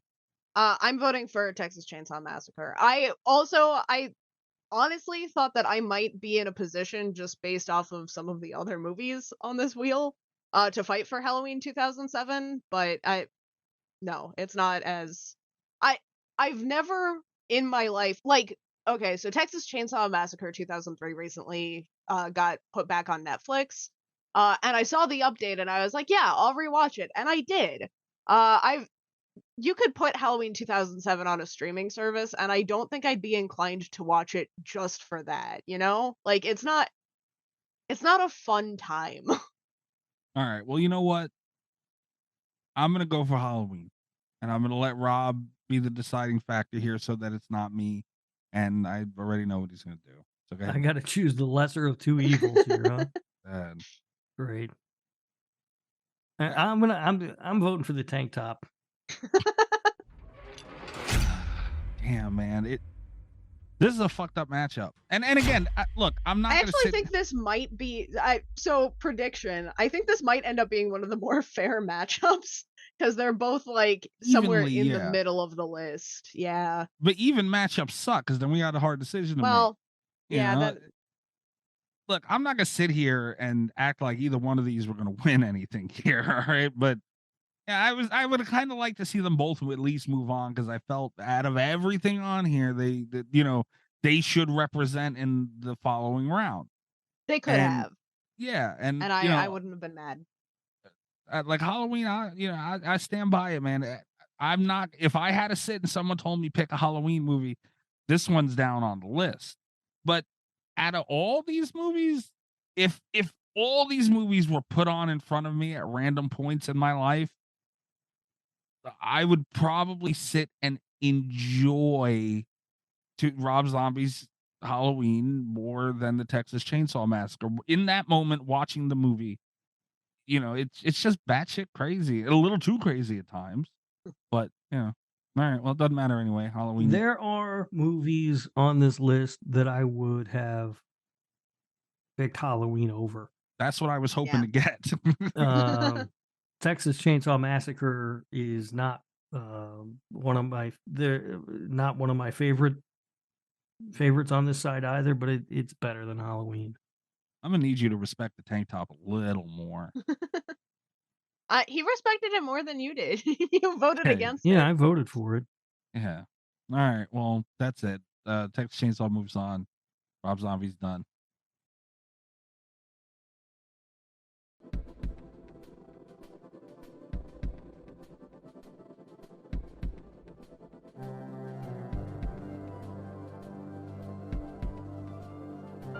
Spin the Rob.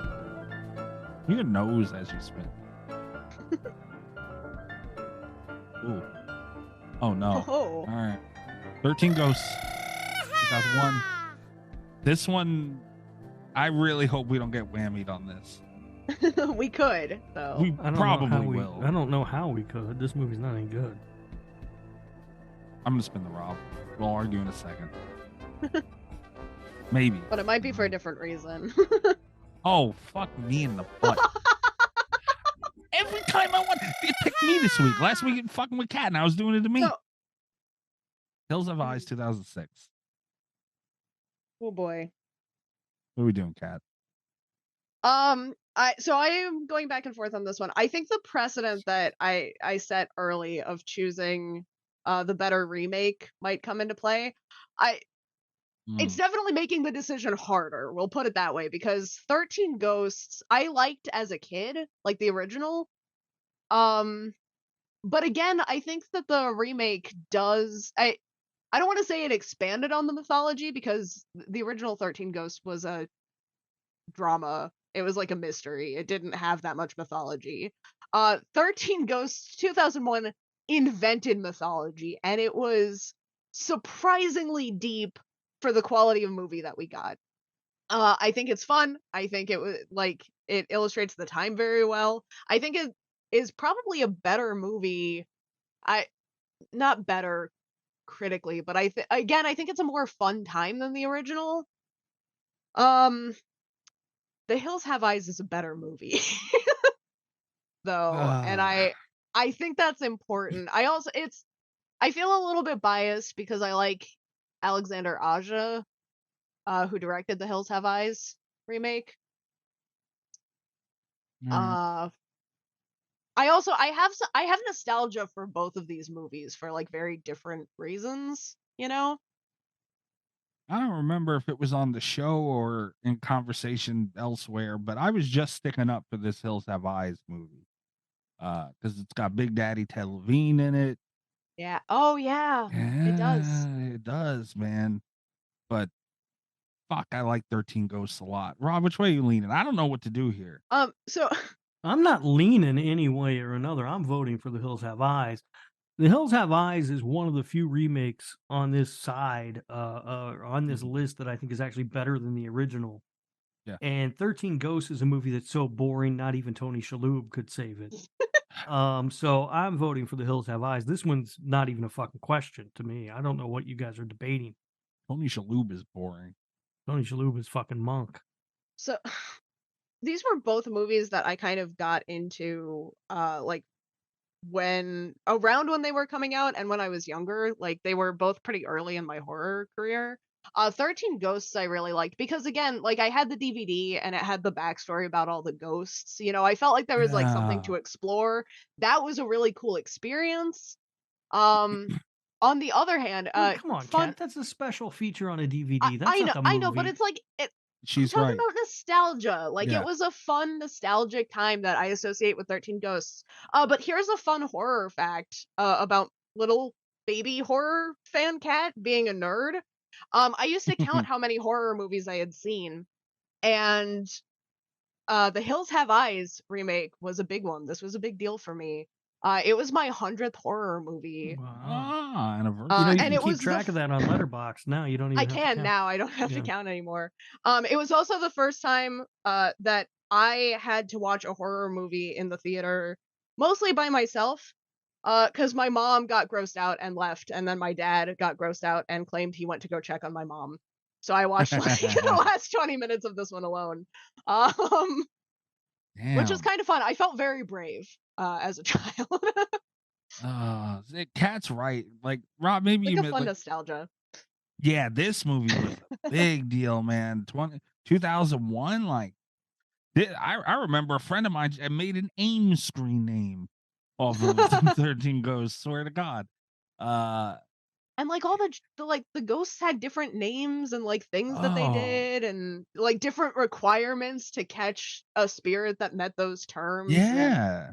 like the house was part of it. It's a fun It time. looked great. Yeah. Rewatch it. It's not fun. I've watched it recently. It's still It's not good. It is I not will a good say movie.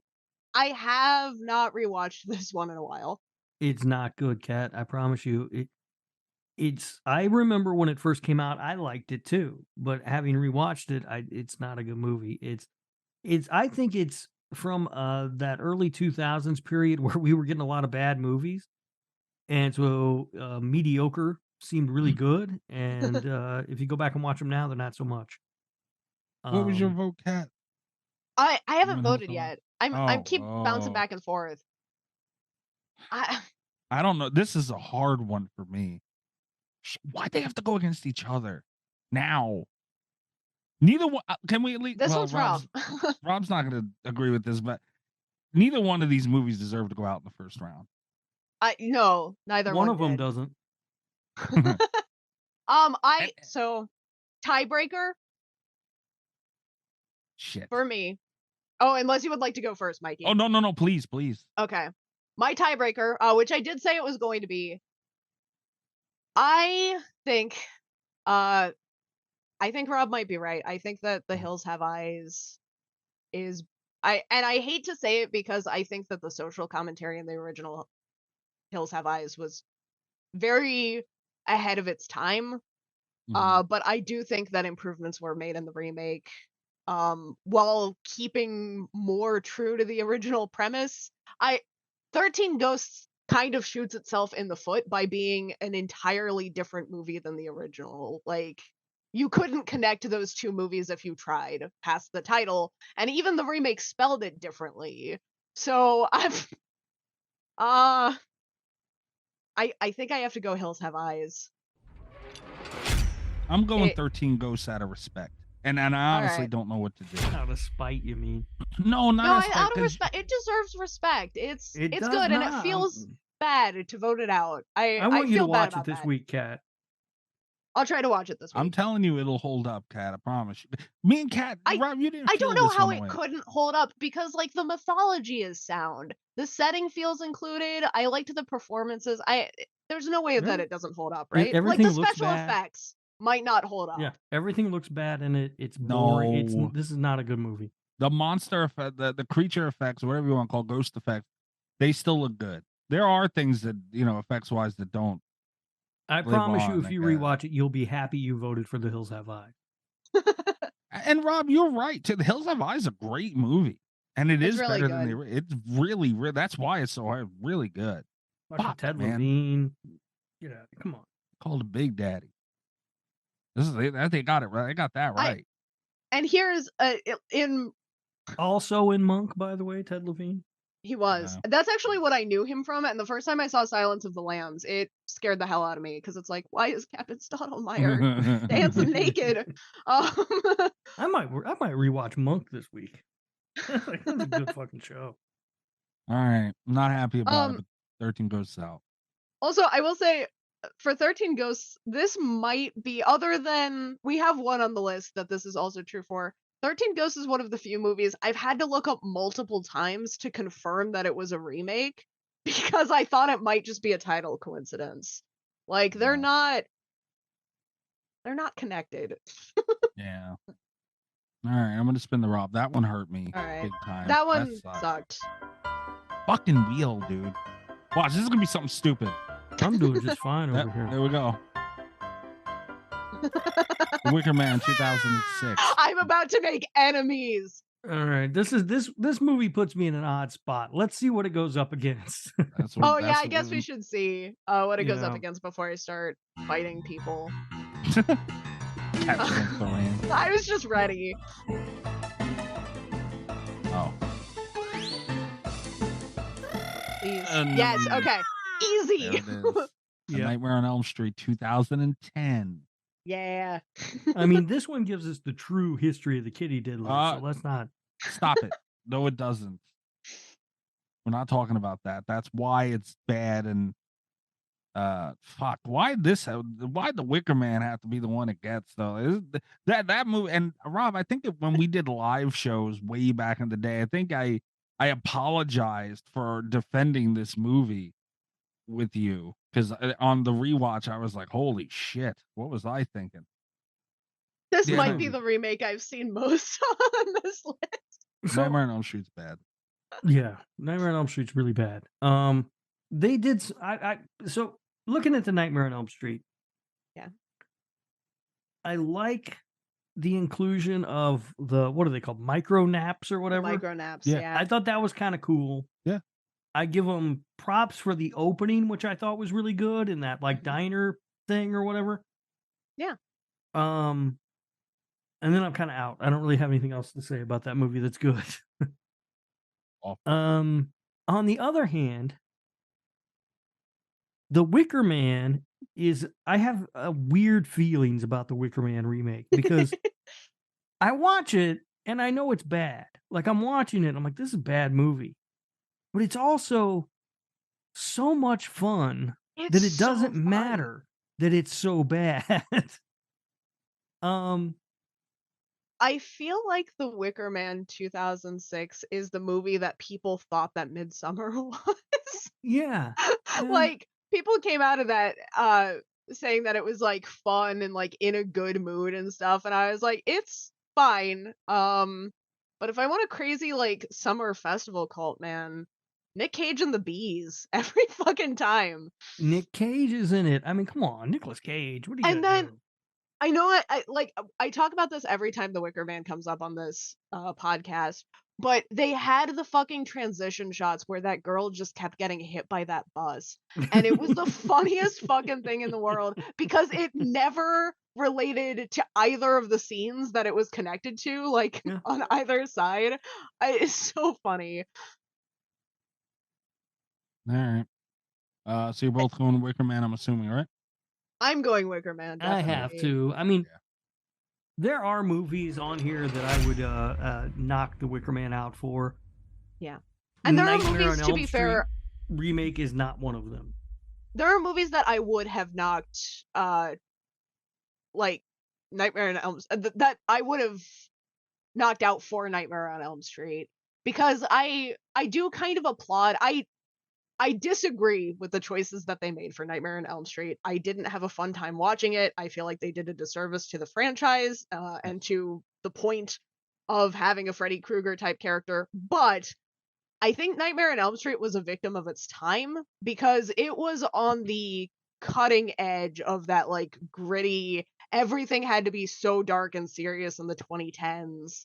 Yeah. And having a character like Freddy and making him dark and gritty was always going to get uncomfortable very fast. And it Yeah. did. And it's like, they took a swing.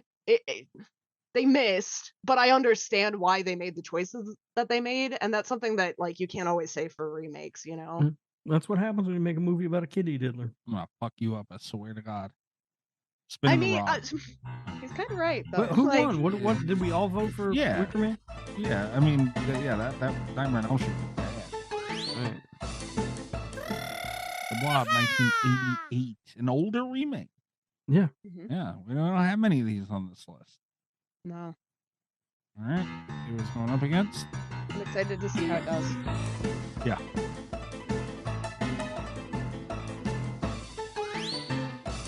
Uninvited 2009. I haven't seen this movie, so it's up to you guys. This puts me in a tough spot. I think I've definitely seen The Blob more times, but I was going to say that I watch the original Blob. Like if I decide I'm in a mood to rewatch the Blob, I watch the original. That also is probably true of the Uninvited though. Like I don't.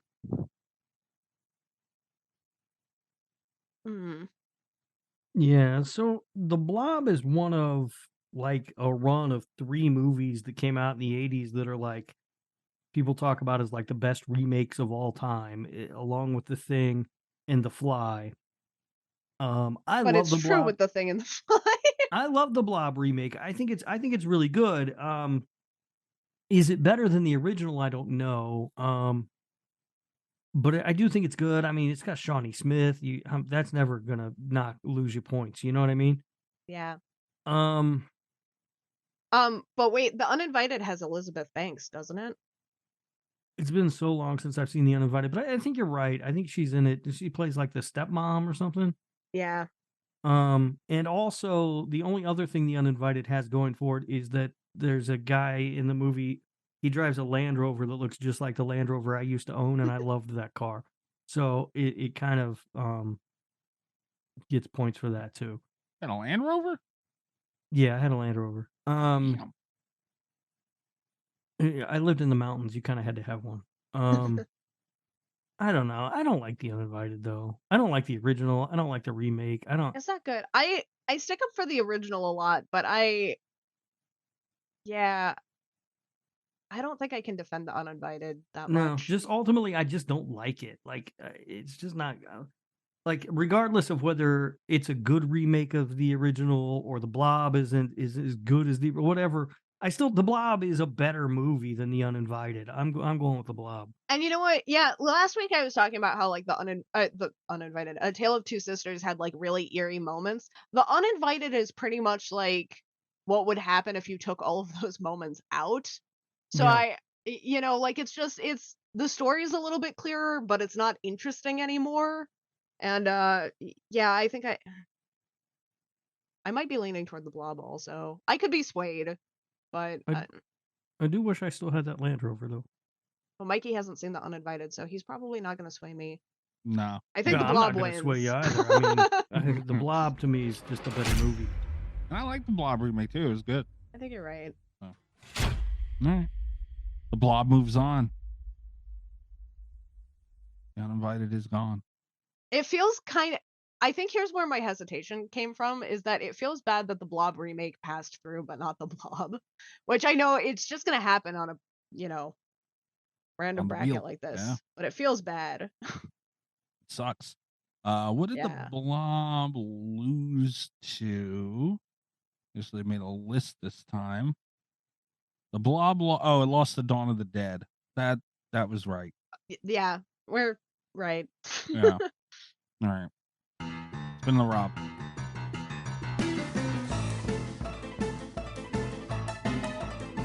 House of Wax 2005. Okay. Okay. This is going to be another one where I'm probably going to vote it through, but I'm going to be mad that it passed through instead of the original House of Wax. That's my Possibly. prediction. All right. Spin the Rob and find out. God, I love this. Psycho fucking love it. 1998. Let's go. It's Psycho. Easy. It's House of shut up. Wax. Yeah, it's House of Wax, Easy. and I don't like House of Wax. I was like, all right, I'm probably not going to vote for that until Psycho came up. I mean, clearly it's House of Wax. I mean, House of Wax is at least entertaining and not awkward. You're a spiteful son of a bitch. House of Wax had an awesome soundtrack, and we got to see Paris Hilton get a spike through the head. It's everything that I wanted from a movie of this era. It's perfect. Yeah. Psycho is, someone said, hey, I know, let's make a shot-for-shot remake of Alfred Hitchcock's Psycho. But worse. Except we're going to put in Vince Vaughn whacking off in a shot of Anne Heche's butthole. Why you gotta put it like that, man? Because that's what it was. It's a terrible movie. The performances are all awkward and weird. Nothing about it. That movie sucks, Mikey. It has to be House of Wax. There's nothing I could do to win this one. I'm well aware, but I want it to be known for the record that the Psycho remake is nowhere near as bad as you guys make it out to be. And It's worse. No, it's not. They knew they couldn't do anything better, so they just paid somewhat of homage to it. So they just wasted a lot of money doing. No, it has its place, and it's not trash. It's not. It's stupid. It's completely stupid and a waste of time. You're just not even gonna be nice on the way out, huh? No, I'm not. Sorry. Because it's a waste of time. There was no reason to ever do that. There are movies that I would have given up to pass Psycho through. And that's the nicest thing I can say about it. Also, it's hard to be nice because I'm bitter because I had to vote House of Wax through, even though I didn't do it with the original, which I prefer strongly. As predicted, I'm bitter and mad. It's because we all hate Vincent Price. It's not true. I hate God Vince damn it, Vaughn. man. Why couldn't the fight Psycho went up against the damn Black Christmas 2000? I might have voted for Black Christmas. Because you're spiteful and evil. That's why. You hate me. Messed up. No, I hate That's that one- movie. Mikey, that I would have voted for Psycho against Black Christmas 2019. I don't know that Damn there's it. anything on this list that I would have voted over Psycho, to be honest with you. That's fucked. That's an insult, man. That's It's a fucked. bad movie. It should be insulted. Yeah, there are a couple that I would have. There are a couple left still. Yeah, No, come on. there are some Not too things on keen this on. list I absolutely hate, but I don't know that I hate anything more than I hate. If I were to make a list of like the 10 worst movies ever, Psycho would probably be on it. I cannot believe you. It is nowhere near that bad. I'm not an even sure it would be in my bottom 10 of things we've talked about on this podcast. It is awful. Right, come There is on. no way it shouldn't exist. That's the problem with I it. will It say just it should shouldn't not fucking exist. exist. But that aside, it's here now. You know, it's like if a family shows up, all right, you don't want them here, but they're at your house now. What you can do? You gotta fucking let them in. Well, maybe that's how you treat your family. Like, so what hotel y'all staying at? Rob just shuts the door, turns off the lights. All right, you guys are fucked up, and My mom shows up. I'm like, no hablo inglés. sorry, lady. He's making eye contact with her as he turns off the lights. Oh, that's 1,000,000,000% Nope. Rob. Like the window is open, blinds up, and she's watching. He's watching her watch him shut the lights off and walks away. That's a Rob thing to do. It is. With a bottle of cheer wine. That, by the way, you were right. The deeper you get down on this glass, the more you don't mind the syrupy thing. Good Lord. Yeah, that's the thing about it. It tastes like cough syrup at first. Then you drink enough of it, it doesn't matter. No, I put a lot of vodka in this sumbitch, and Yeah. cheer wine mask it pretty well. Because Speaking of which, you guys might have to vamp soon. I might have to go grab a cheer wine. we'll go grab cheer wines together, Rob. Ooh. Oh. No, you know, no, never mind. Fuck you. You voted out the psycho. I don't want to grab a cheer wine with you anyway, because you wouldn't coordinate shirts with me. I still Oh, won't. wow. No, well not. That makes me that's just hateful. I'll get a tracksuit with you right now if you change your vote to psycho. There's no way in hell Oh. I'm changing my vote to psycho. God damn. You really overestimate how much I want to share a tracksuit with you. So you, if I agreed to buy the Taco Bell tracksuit and meet up with you wearing the Taco Bell tracksuit, you wouldn't change your vote right now. Not even if you agreed to wear Crocs. Holy shit. I'm telling you, I hate that movie. I hate it. It ruined Gus Van Sant for me, and which is sad because he is overall a director that I should like. But every time he comes out with a movie or anything, or I hear about him, I'm just like, fuck that guy. He made Psycho. You're just ridiculous. Ridiculous. All right. Well, spin the Rob. I hope you guys can sleep at night after what you did. I can. What you guys got to deal with. It's your problem, not mine. Oh, we're getting close to the line. Martyrs. I know how I'm voting. Uh-oh. All right. Here we go. See what Martyrs going up against.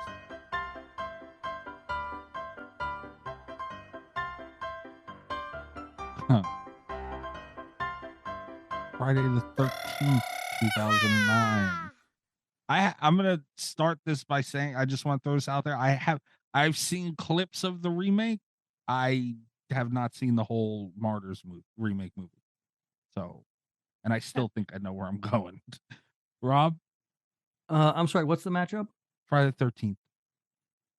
Against what? I may or 2009. may Oh. not have run Against- and grab a cheer wine. Yes, supposed to tell us. Martyrs. Well, the wheel was spinning. I thought I had enough time. Martyrs against Friday the 13th. Mhm. Yeah. Oh This is God, I don't tough, know. man. I haven't seen the Martyrs remake. I've only seen the original, and I didn't like the original. I've heard the remake's worse. Kat, are you going for Martyrs here?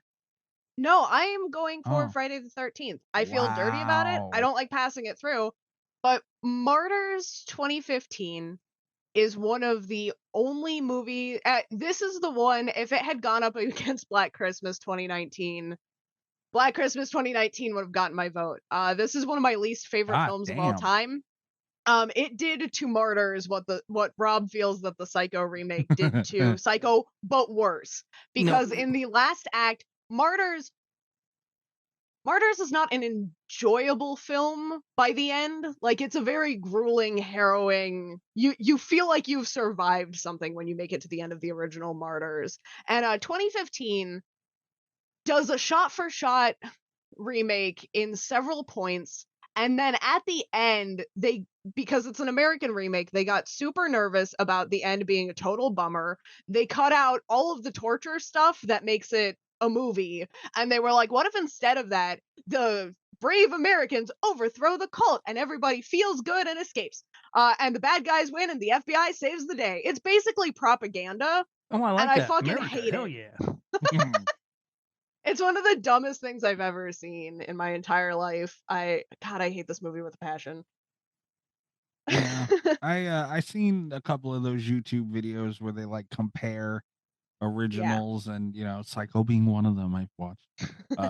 Did they talk about how Gus Van Sant sodomized Alfred Hitchcock? No, they actually talked about how many things and even Easter eggs that were put into that movie to pay tribute to the original. You should both be ashamed of yourselves. But we had that I conversation. love a good Easter egg. Rob fucking loves Easter eggs. Here we are again. Rob's sitting in his bunny suit watching the 98 Psycho, going like, yeah. Ears and all. That's a fever dream and a half. Oh man. Remind me to tell you guys after when we're done about this fucking weird dream I had. Jesus Christ. Anyway, I love to hear about other people's holy dreams. shit. So, I haven't seen the Martyrs remake. I didn't like the original Martyrs. I don't hate the Friday remake as much as you guys do. I don't think it's good, but I don't hate it like you guys seem to. So I'm definitely leaning towards Friday the 13th, unless Mikey can talk me out of it. Not having seen all of Martyrs and hearing what Kat said, like if they just pussied out at the end and did that, that's dumb. The ending that Kat described is vastly different than the ending to the original. I can tell you that. Yeah. And that's kind of what I liked. One of the things I liked about Martyrs. I mean, we, as pissed off as you were, the Martyrs went on against the Fog and the other side of the bracket last week. That's kind of one of the things I liked about it, man. Well, they it was a have balls. travesty. Well, feel how you may. Payback, fucker.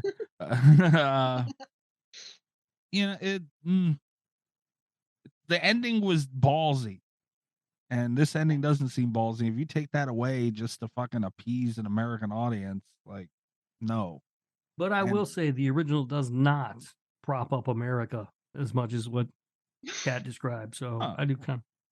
That's it does exactly not do that. The patriotic side of me is like, hell yeah. I will say it doesn't. Fuck It them also French doesn't. people.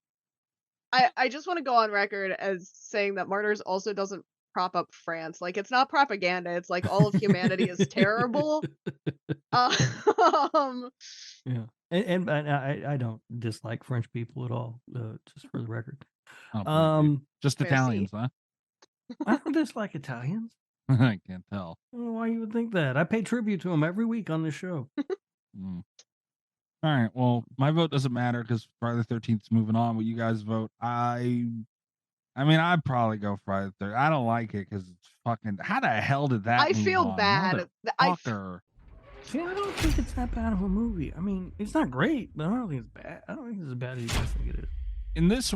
On this side of the bracket tonight alone, we've had The Ring, Evil Dead, Rob Zombie's Halloween, 13 Ghosts, and the biggest travesty of them all, Psycho 1998, get knocked out. But Friday the 13th remake moves on. It's ridiculous. I see no problems here.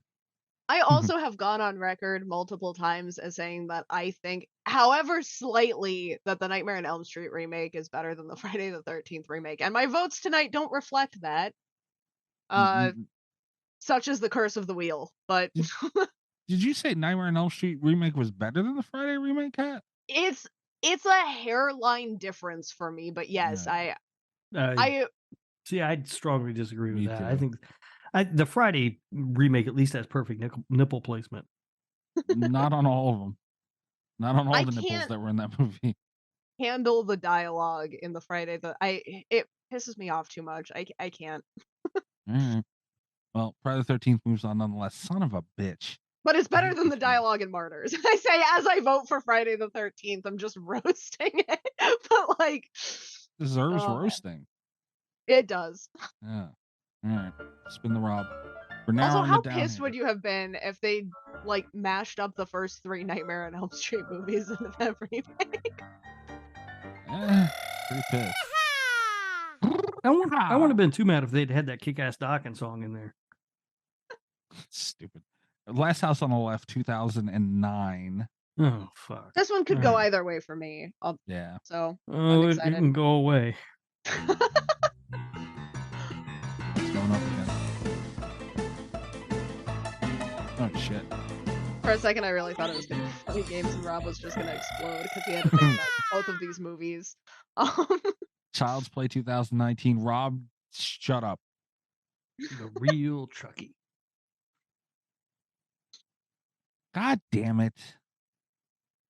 We shouldn't have did remakes. This is really confusing. My brain is twitching right now.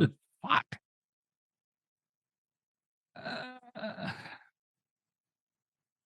I When we- hope that. What? No, go ahead. No, I'm still thinking. I don't even know what to say right now. I was just gonna say I hope my answer is obvious to everyone. I hope I don't have to say anything, but You should say something, Kat. Yeah, Okay. please. I'm obviously I'm voting for Last House on the Left. Okay. I don't like either of these. But Last House on the Left, I think, does some interesting. Mostly I hate it, but it does have a couple moments, you know. Child's Play has a couple concepts that I like, but because it didn't commit to any of them, it loses a lot of points. And I think, yeah, say what you want about Last House on the Left. I certainly have before. This remake is really not as good as the original. But they did full on show a guy's head exploding in a microwave, and I like that. That was the dumbest thing ever. It was so stupid. You said I like that. So Hey, here's the committed. thing about these two movies. First of all, Last House. I don't like Last House on the Left. I don't like the original. I You don't like the original. remake. The remake. I don't like either one of these movies. So I'm looking at like the changes they made, the different approaches they took to the story, and Yeah. every change or different idea or approach that they had in the Last House on the Left was just It a was way worse. to like pussy out on the decisions made in the original ones. You're Or correct. in the original. In the Child's Play remake, well, I don't think it's a good movie. I think the changes they made were more interesting, at least. I Like think they going with the AI for the doll instead of it being a serial killer spirit possessing him and stuff. I think it's just more interesting than the changes they made in Last House on the Left. so they I'm going with could have. Chucky. I agree that like on paper, you know, if you were like brainstorming a movie, I think that the AI was a more interesting change than anything that they did, like letting the girl live in Last House on the Left. Biggest pussy out move I've ever seen in a film, Terrible decision. except for Martyrs. Like, I mean, it's I like was top gonna ask 5 that. fucking mistakes of all time in a remake. It was bad. And like letting the scene with the mom seducing the guy be super rapey and weird, like I fucking hated it. But like, you know what? They made their decisions and they stuck it out 1000%. Child's Play was just kind of like, it would be really cool if we had an AI element, but we don't know how it works. So there's that, you Well, know, I and then think- and I didn't like that. It irritated me. I think the AI element that they put into Child's Play, it doesn't completely work. You're right about that. Megan does it better. I was gonna say they basically Um, wanted to make Megan and they didn't know how yet. Yeah. But I still think it's at least something interesting. Like there's nothing interesting in Last House on the Left. Is they took all the ideas that were in the original and made it somehow less interesting, and it wasn't interesting to begin with, to be honest with you. So I don't know. There's no way I could vote for Last House on the Left here. That movie is terrible. It's a worse remake of an already bad movie. You made my life hard. So I don't know. The thing with the AI is it just like it really bothers me because I feel like it was both preachy and also managed to not say anything, which is the most annoying combination of things. Because it was like, anyway, the doll can replicate like the feelings of the child, and if the child feeds it horror movies, it's bad. Are movies bad? No, it's AI. And like it was so unfocused, you know? I didn't think it was that the child was feeding it horror 'Cause it- movies. Because like but- it was watching horror movies and it was getting violent, and then They like were watching the kid and his friends were watching Texas Chainsaw Massacre 2, yeah. and they were laughing at the scene in the radio station. And so Chucky went and I think he got a knife or something and attacked one of them because he thought it was funny because they were laughing at it. Yeah. So I don't think it was they were feeding him horror movies, so he got violent. He saw them laughing at it, and he thought they found it funny and entertaining, so he was trying to be funny and entertaining. Well, that's the thing, is because it's like it changes from scene to scene though, and that really bothers me because like he thought it was funny there, but then like, you know, you could see the kid was like, you know, I wish this person wouldn't be there anymore. And like every time he said something violent, you know, Chucky would also get more violent, and it just Mhm. the messaging was confused in Child's Well, Play. the only other thing that I can say in defense of the Child's Play remake is 2 words, and those 2 words are Aubrey Plaza. Mine has Ricky Lindholm in it. Does have Ricky Lindholm, but Aubrey Plaza. I mean, come on. Uh, that was so it does And have Aubrey Mark Plaza. Hamill. That's my least favorite Aubrey Plaza role though. Like I don't think it was her fault, to be clear. I think it was the script. Well, But it's a weird role because she's supposed to be this kid's mom, but she acts more like a big sister. It's strange. yeah, because they're practically the same age. Yeah, She's yeah. like a child in that Yeah. movie. Again, it's not a good movie. I'm not saying it's a No. good movie. You know, the only point I'm trying to make is that I think it's better than The Last House on the Left. But you know, yeah, clearly it's a weird relationship because she does act more like a big sister than she does a mom. But who doesn't love the grandma or the old lady that lives down the hallway? She's fantastic. And you said that all of the decisions in Last House on the Left were worse. For the most part, I agree, but it did have one thing that I really liked. It tied in the main character's swimming. Like that was foreshadowed a lot better in the remake so than dumb, I know you though. thought it was dumb, but it was like in the in the original, they're just kind of like, and I know that it's a shot. The shot's a reference to like a very famous painting, but they do just kind of like let her get halfway out to the lake before they shoot her. And and it's like there was not a lot of tension in that one. Where in this one, it establishes tension because we know that swimming is something she's really good at, and she has the capacity to get away. Mhm. Um, The sin of the remake is that she lived. but I mean, she that- should have died. Yeah. I mean, that to me that completely kills the movie for me because it takes It's a away bad everything. call. It takes away all the weight from the original. Yeah. And of the fact that they don't have those stupid songs of the original. I'm weighing a I- lot of stuff here. I hate you guys for doing this to me. I've ranted about this Chucky movie and how much I hate it. My problems are Also- what kind? Mikey, keep in mind that Rob makes some points about them ruining the original, but if this were if Child's Play were just a movie, if the remake, you know, weren't remaking Child's Play, if they had called it like Chucky AI or whatever, if they called it Good Boy, and it was just like an off-brand of Child's Play instead of a remake, and Last House on the Left had also not been a remake, Last House on the Left is the better movie, and I think like it's coherent. See, that's where we disagree because I think Child's Play was a better movie. I would be much more likely to watch Child's Play than I would Last House on the Left, no matter what they're called.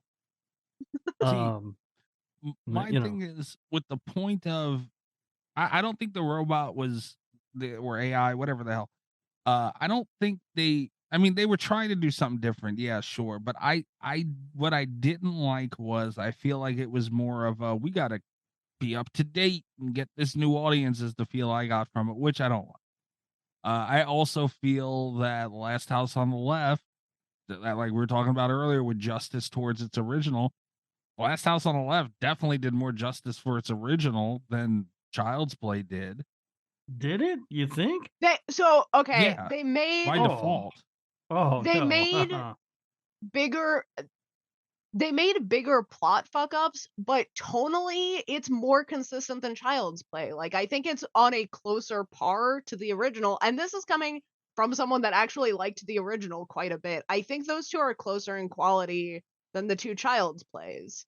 Even conceptually, I mean, you know, you're taking two completely different. Child's Play is a fucking doll with a human serial killer trapped in it. You know, like there's a lot more moving parts going on there. So Last House on the Left does win that just on default. But they did pussy out the ending. My thing I don't like Last House on the Left. I can appreciate Last House on the Left, both original and the remake, for what they are and what they did, but I don't like that shit. Like, it's just the tone that I don't like, and I don't like sitting and watching it. It makes me uncomfortable. I almost walked out of the fucking theater on the remake. I didn't like it. And if Child's Play was called something else, it's a better movie. I gotta go Child's Play. You messed up. I don't did like- walk I out don't on the like Last it. House on the Left remake. Dude, it was. I mean, I didn't walk out because it was hard. It was just uncomfortable. I walked out on it, but it wasn't really my decision. I was my wife at the time. Her and I went to see it, and about 20 minutes in, she goes, "I don't want to watch this. Let's go." Yeah, no, And yeah. I was like, "Okay, let's go." Like, I didn't fight it at all. I was like, "Fine, I'm not interested either." I watched it. I don't think I actually watched it until an episode of This Horror Life that we did. Yeah, It and was the look, first time I'd seen it. I think He- it's. even what they did, like I could appreciate, like the acting, phenomenal to pull off. That's why it was as uncomfortable, because it felt real, and they did a great job. It's just I don't like I either of think- these fucking movies. It's okay for horror to make you uncomfortable I know. sometimes. I know, but am I gonna? But I don't like it though. They made me too uncomfortable. And again, look, I'm the last person gonna stick up for that fucking Child's Play movie. Believe me, I don't like this at all. This one, Well, apparently I'm the last one that'll stick up for the Child's Play movie. I'm the second to last one to stick up for that goddamn movie. But I just can't. I can't. And again, if they would have named that doll like the movie Buddy or whatever the fuck, and not made it look like Chucky and made it its own fucking thing, I probably would have liked that movie. But it's fucking Chucky, just- and I'm not proud know- of it either, Kat. I feel dirty. Yeah, this one bothers me because it's I can understand I do. I understand liking the Child's Play remake more than liking the House on the Left remake, the Last House on the Left remake, but I think they both set out to do very different things, and I think the Last House on the Left remake succeeded, whereas Child's Play did not. You know?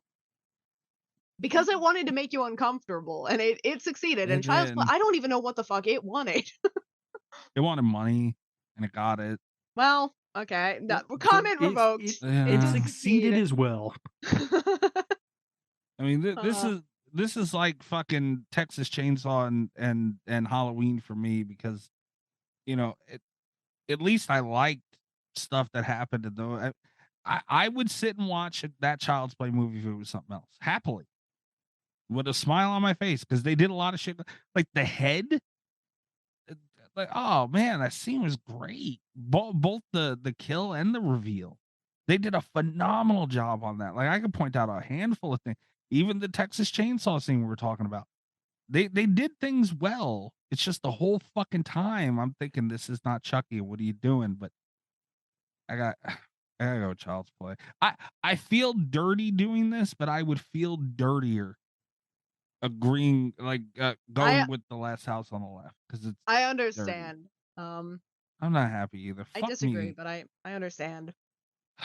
I hate this wheel. I hate this wheel. Why couldn't both these movies get different things, and we could be sitting here with 13 Ghosts in the damn bracket and Evil Dead, and maybe Rob Zombie's Halloween?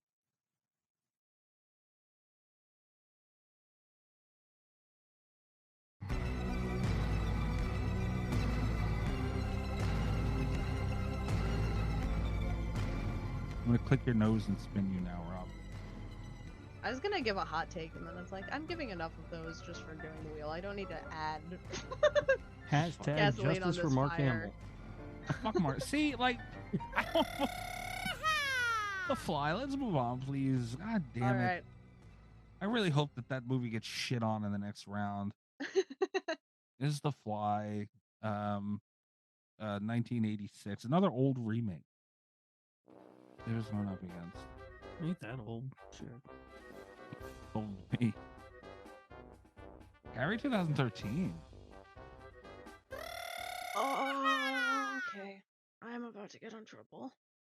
Not with me. I don't know. I'm about to have some hard alcohol here.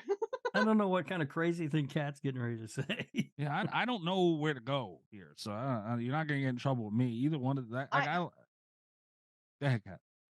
I'm gonna get in Thanks. double trouble because I'm gonna do a hot take and I'm gonna make it and I'm gonna make it weird while I'm here. I'm gonna play the woman card here for a second. Okay, that's usually Rob, but all right. Ooh. The Carrie 2013 gets a lot of hate. There are points where I understand, but as a woman, I could tell, not knowing anything going into it about like who was involved behind the scenes, watching the opening scene of Carrie, you could tell that a woman had directed it. Like those feelings came across very strongly, the bullying came across very strongly, the undertones of going through puberty as an awkward woman, as like an awkward young lady, came through very well in a way that the original did not have. Everything else about the original was better, but there were emotional undertones that Carrie 2013 hit perfectly that it does not get credit for.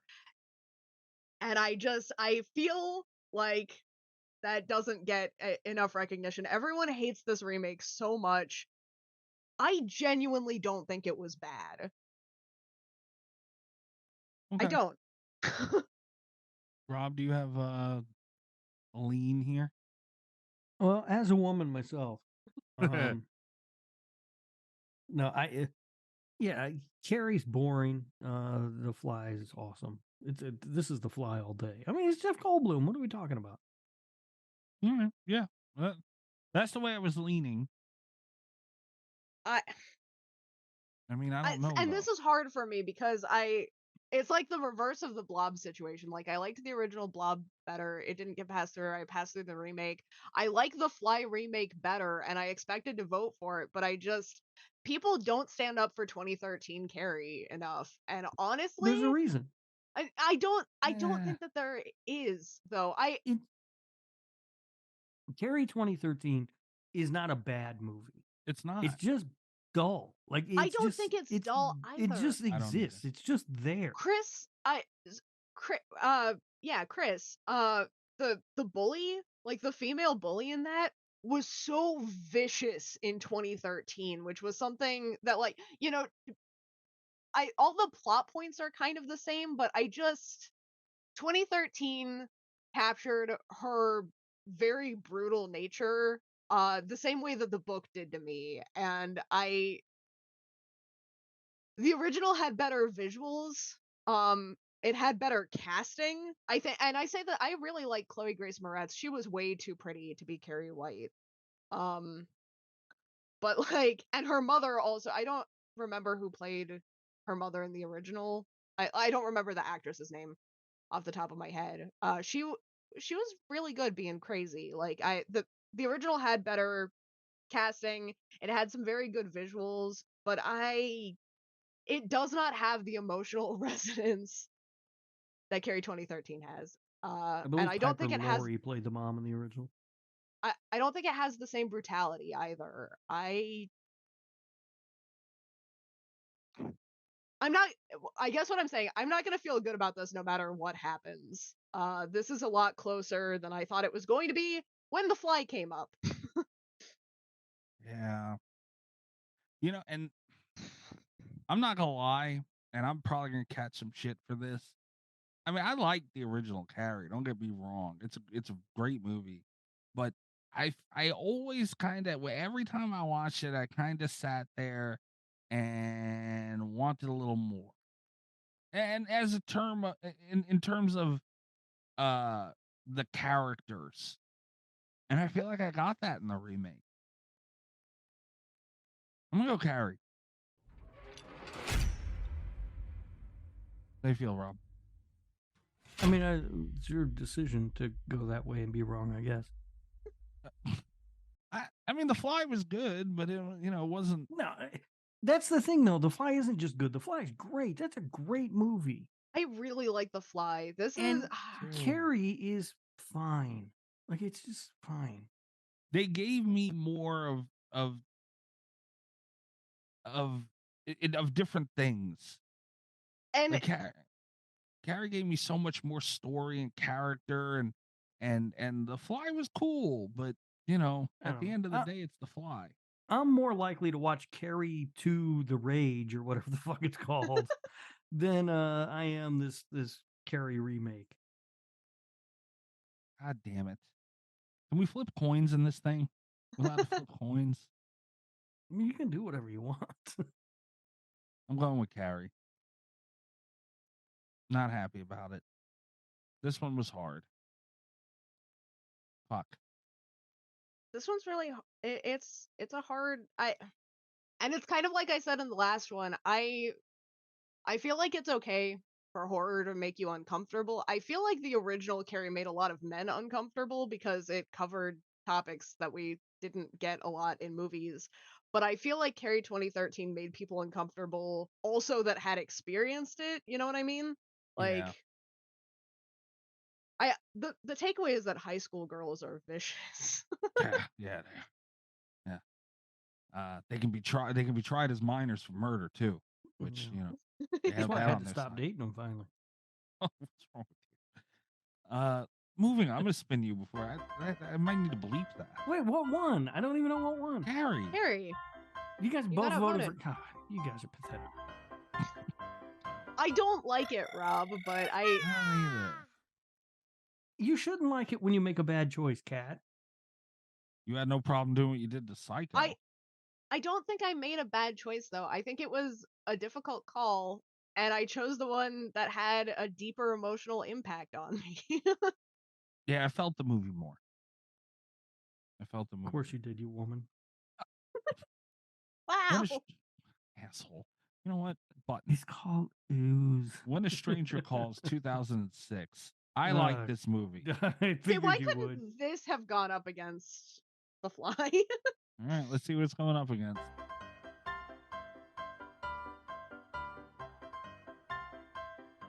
Oh, son of a bitch. Oh no. Oh, for Mikey, I'm Christ's sorry. sake. Why is this wheel such a dick? The House on It's Haunted getting Hill, you really hard 1999. today. Dude, it is really shafting me good. This is how I felt last week. Yeah, it picked you last week. It's my turn. And now we're done with the wheel. Only two of us get fucked this whole, each go around because the wheel's done now after this. House on Haunted Hill, 1999. I really like that movie. Chris Kattan. Yep, Chris Kattan. I don't know what to do. Help, please. Somebody. So I mean, this is easy for me. I fell asleep during When a Stranger Calls. And also House on Haunted Hill had James Marsters in it. He may have only been there for a minute, but man, he looked pretty good. Rob, is this easy for you too? So I'm trying to think because I saw When a Stranger Calls in theaters when it came out. And that's the only time I've ever seen it. And now that I'm thinking about it, I don't remember a damn thing about the movie. And I do remember House on Haunted Hill, but that's because we watched it for the podcast. Otherwise I probably wouldn't remember anything about that. I don't care for either one of these movies. I wish they could both lose. Unfortunately, one of them has to win. And I think it's probably House on Haunted Hill. I think it's When a Stranger Calls. That movie, like I said, I just don't remember anything about it because it was so dull. Like I remember she was like in a house with a ridiculous amount of glass for some reason everywhere, but that's it. That's all I remember. All right. Well, That's about right. What I think doesn't matter then. House on Haunted Hill moves on, and I don't know if I'm mad. But what do you think? I don't know. Yeah. You know what I think it is, honestly, why I probably would ultimately pick House on Haunted Hill. I really like that scene from the original, man, was so fucking impactful and creepy. and it was a big part of bringing me into horror, and Yeah. that was all it had. So it was nice to see a movie that, obviously they didn't even come close to doing that scene better or even as good. But, the rest of the movie itself was watchable. The original past that scene is not watchable. What? The, the, Oh, that, no, what? it's a wonderful psycho thriller about a man and his wife and how their marriage has escalated to the point of all madness. It's got Vincent. Why does everyone on the show hate Vincent Price? I don't God hate damn it. Vincent Price. I love Vincent fucking Price. But that When a Stranger Calls original is bad. Really bad. Alright. Like Yeah, when we talked about that last week. It's one scene and then a bad movie. yeah. Yeah. I don't And- even remember that scene in the remake, though. That's how much I don't remember the remake. It wasn't. I mean, it was done okay, but when you're measuring it up to what it was, it doesn't even. It's not even a fart in church. It's it's mid, to quote Rob. Yeah, House on Haunted Hill is probably better though. When a Stranger Calls remake was just a typical It was movie not of its good. time. It wasn't terrible. I'm spinning the Rob. House on I Haunted didn't say Hill it was moves terrible. on. I just said it wasn't good. Yeah. And it's Let Me In 2010. Oh, I have a feeling that this is where the wheel is about to fuck me. All right, let's see. Uh.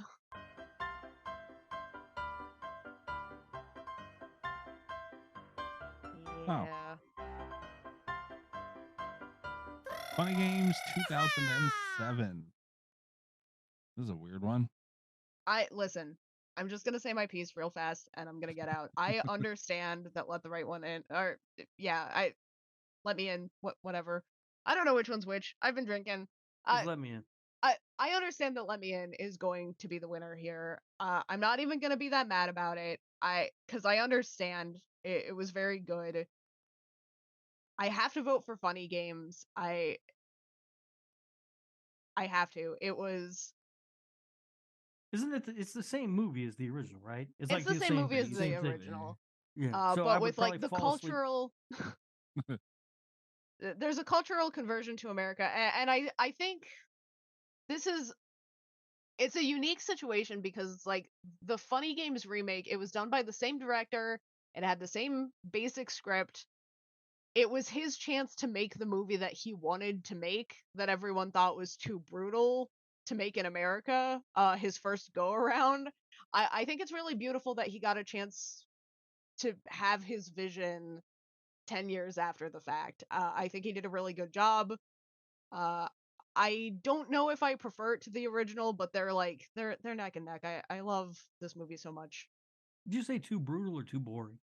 Brutal. It's a That's brutal film.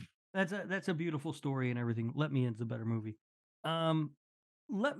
Interestingly though, with both of these remakes, generally speaking, when I hear there's going to be an American remake of a popular foreign movie, like Last Train to New York or whatever the fuck Oh, that thing's God. called, that's coming out, it's like, okay, we don't need it and it's not going to be good.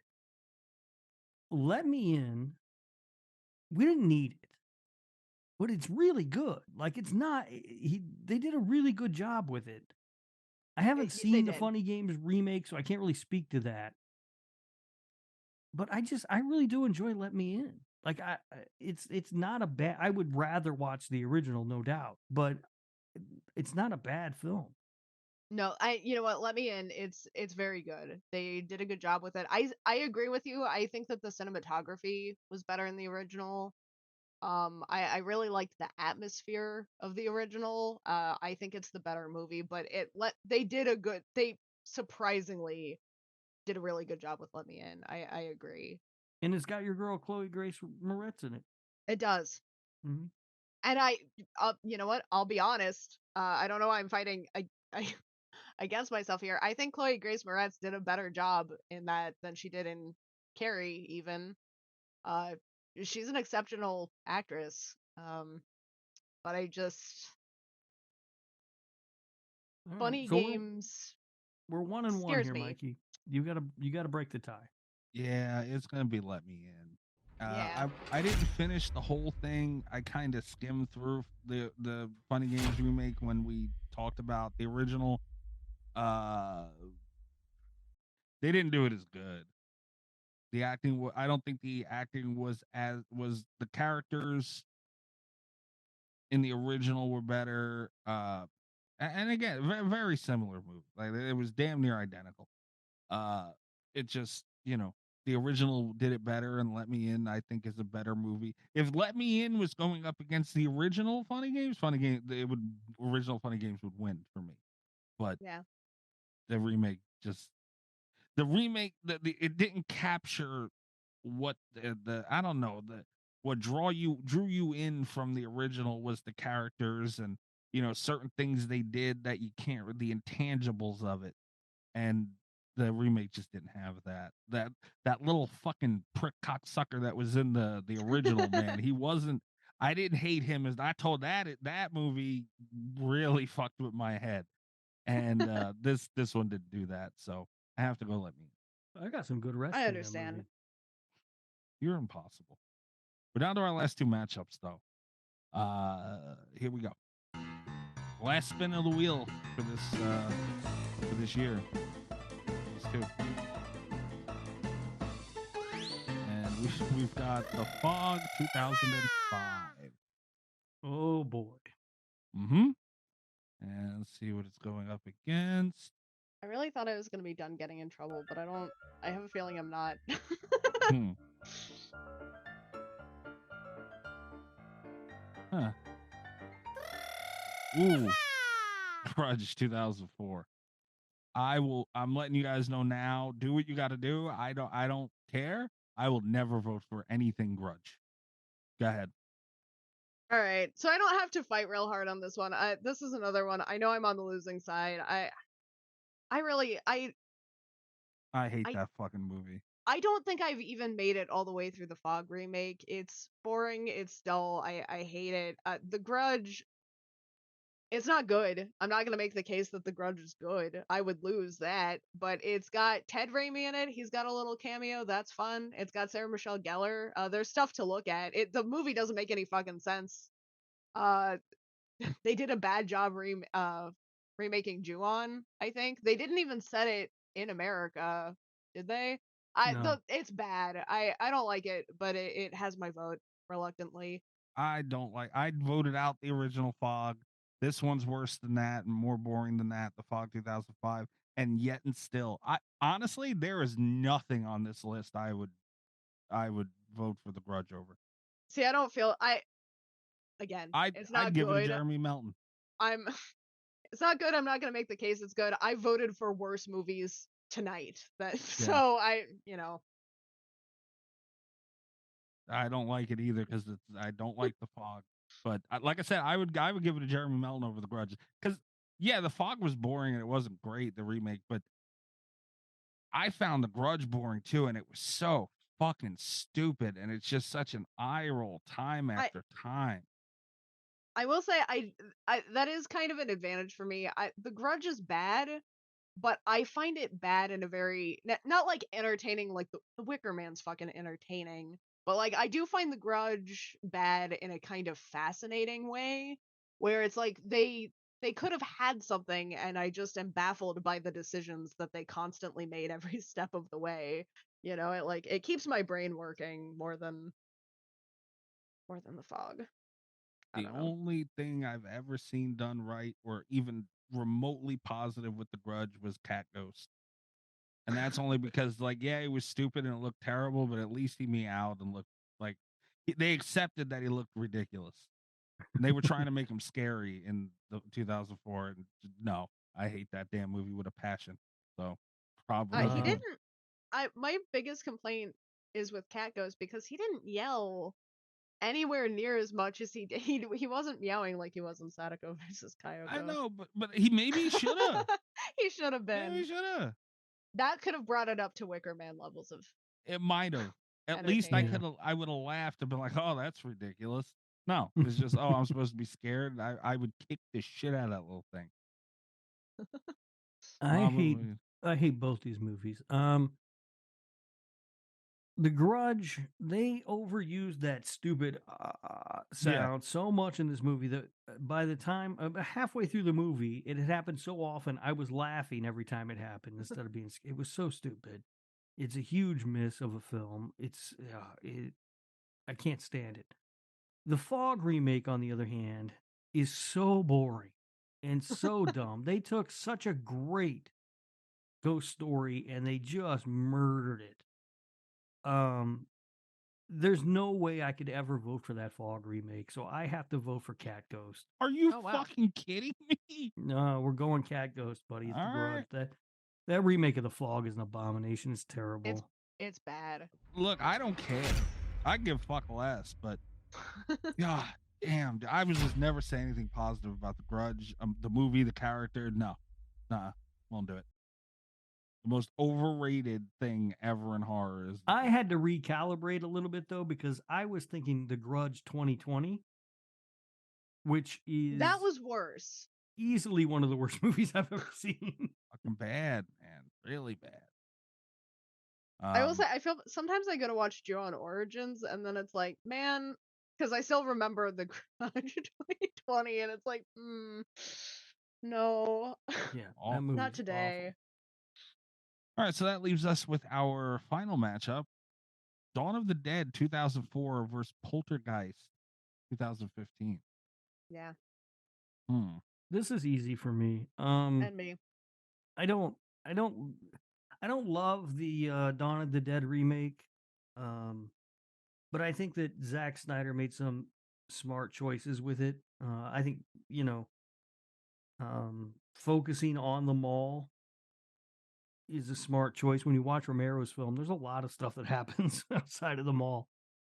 And just keeping it focused on that, I think, was really a brilliant move. The Poltergeist remake is completely unnecessary. It's dull.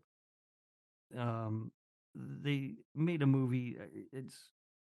I don't even know how to describe it. It's like they tried to make a more poignant film or something by giving the family all these financial troubles and things that it just wasn't necessary. None of it was. But Poltergeist already had a great story. What are you going to change it for? So for me, this is very simple. It's Dawn of the Dead. Same. Yeah, same. This is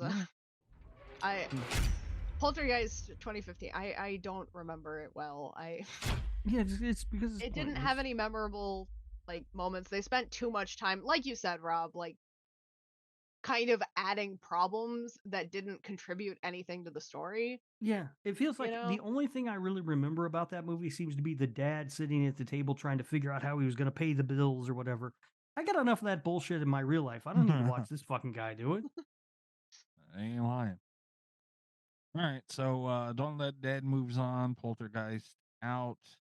Still can't believe the fucking Grudge made it to this goddamn list, but Evil Dead and It's the matchup for the Grudge. That was 13 all. Ghosts didn't.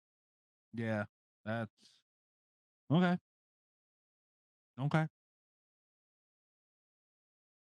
I'm just looking at the list for next week. We have some tough matchups on both sides of this thing.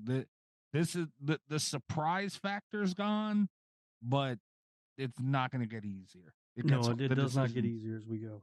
Yeah, the decisions get harder. Mm-hmm. Feelings get more and more hurt. Although there are going to be a few really easy, because we had to pass some stuff through this week that there's usually a few easy ones, but there's also going to be some that are going to be really hard. Yeah, it gets tougher as it goes on. Like I said, this round usually, which is why Murder Madness I think sticks out, is because the first round's usually boring because it's seeded and you get maybe there's an upset here or there. You have no idea. This thing, it really broke my heart. What? I'll be right back, you guys. I'm guessing her cat did something crazy. All right, well, that's the end of round one. And next week we will I think we normally just knocked out the whole second round and then the next one, right? Yeah. It's the same amount of matchups. Yeah, Yeah. it's the same number of matchups. Yeah. All right. So after that, we'll knock out round 2. Following week, round 3. And everything gets sticky from there on out, as if we're not in deep enough already. God damn it, my cats are all high. I told you your cat did something crazy. What they My do? yeah. Anybody who's got 35 cats and whenever they go, God damn it, you know, as the cat did something. Frodo, who I didn't even know was in my room, managed to knock like the catnip bag onto the floor, which got fucking everywhere. And then I went to toss him out of the room before he could OD on catnip. And when I opened the door, I think it was planned because like all the cats came in like a fucking flood. They're all rolling around on my carpet right now. Oh my god. Cats are high. Oh, I'm gonna have drugged up cats all day. Go check out the show at patreon.com/slasher radio. Tiers starting as low as $3 a month.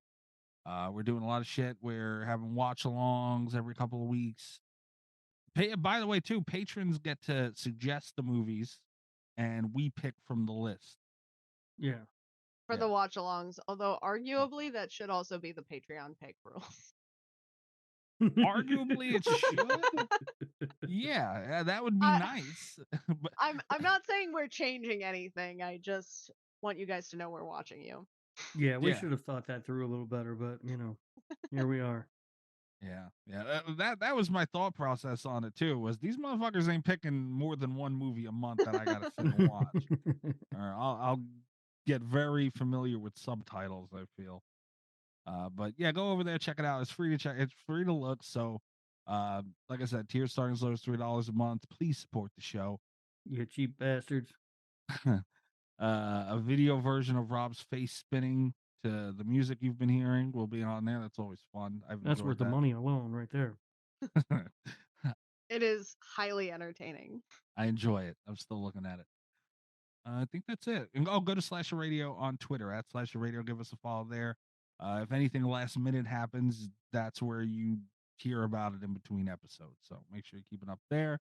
You can follow me if you want to at Mikey's Dead. Rob, where they can catch you? I'm on Twitter at Radio Rob123. Yeah, go over there and send him. Chris has been giving you hell. I don't know what his problem is. Power rankings next week. Oh yeah, he's trying to.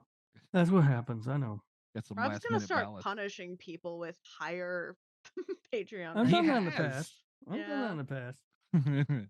Poor Nesto is the biggest crime ever. Cat really fun in you.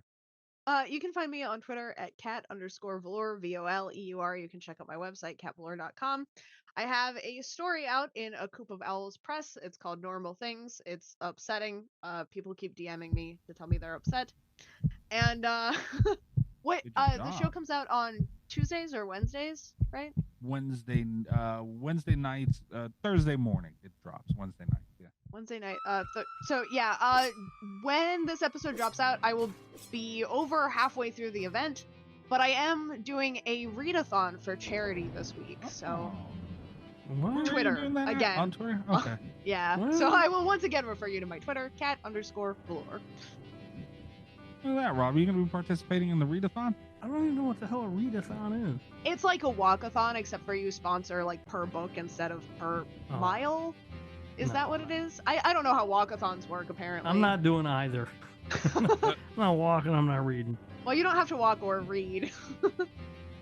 You have to pay me money for every book I read. No, I'm not paying you money either. But it goes to charity. What's the book you got? What is it called? I can help you out with that. It's called Ooze. Not that one. The one she Oh. just mentioned. Not Ooze. I know the name of that one. Coop of Owls. It's a magazine. Oh, it's a magazine. Yeah, and it's free, actually. You can go read it for free online. Oh, I thought you meant I'd just go steal it at Barnes and Noble. You can go steal it Oh, at yeah, Barnes and anything's Noble on your way to free the if you- bathroom. I love that too. They A don't, Coop of they don't Owls. let you take merchandise in the bathroom there. They're very serious about that. Well, if you've stolen it anyway. Yeah, you can steal it, take it into the bathroom, and then steal it right back out. Imagine telling them, "Oh, sorry, you can't bring that in." Oh no, I'm stealing this, so you're not getting that. It's fine. No. This is about to be mine. You mean You you're just going to don't- pay money for it, or nope? No, I'm gonna finish what I'm doing in here, and I'm leaving with it. See you later. I ate chili today. All right, guys, check us out next week. We'll be back with the second round of Murder Madness. Good night from Slasher Radio. Fuck this round, dude. God damn. This round was hard on you. All the best with Slasher Radio podcast.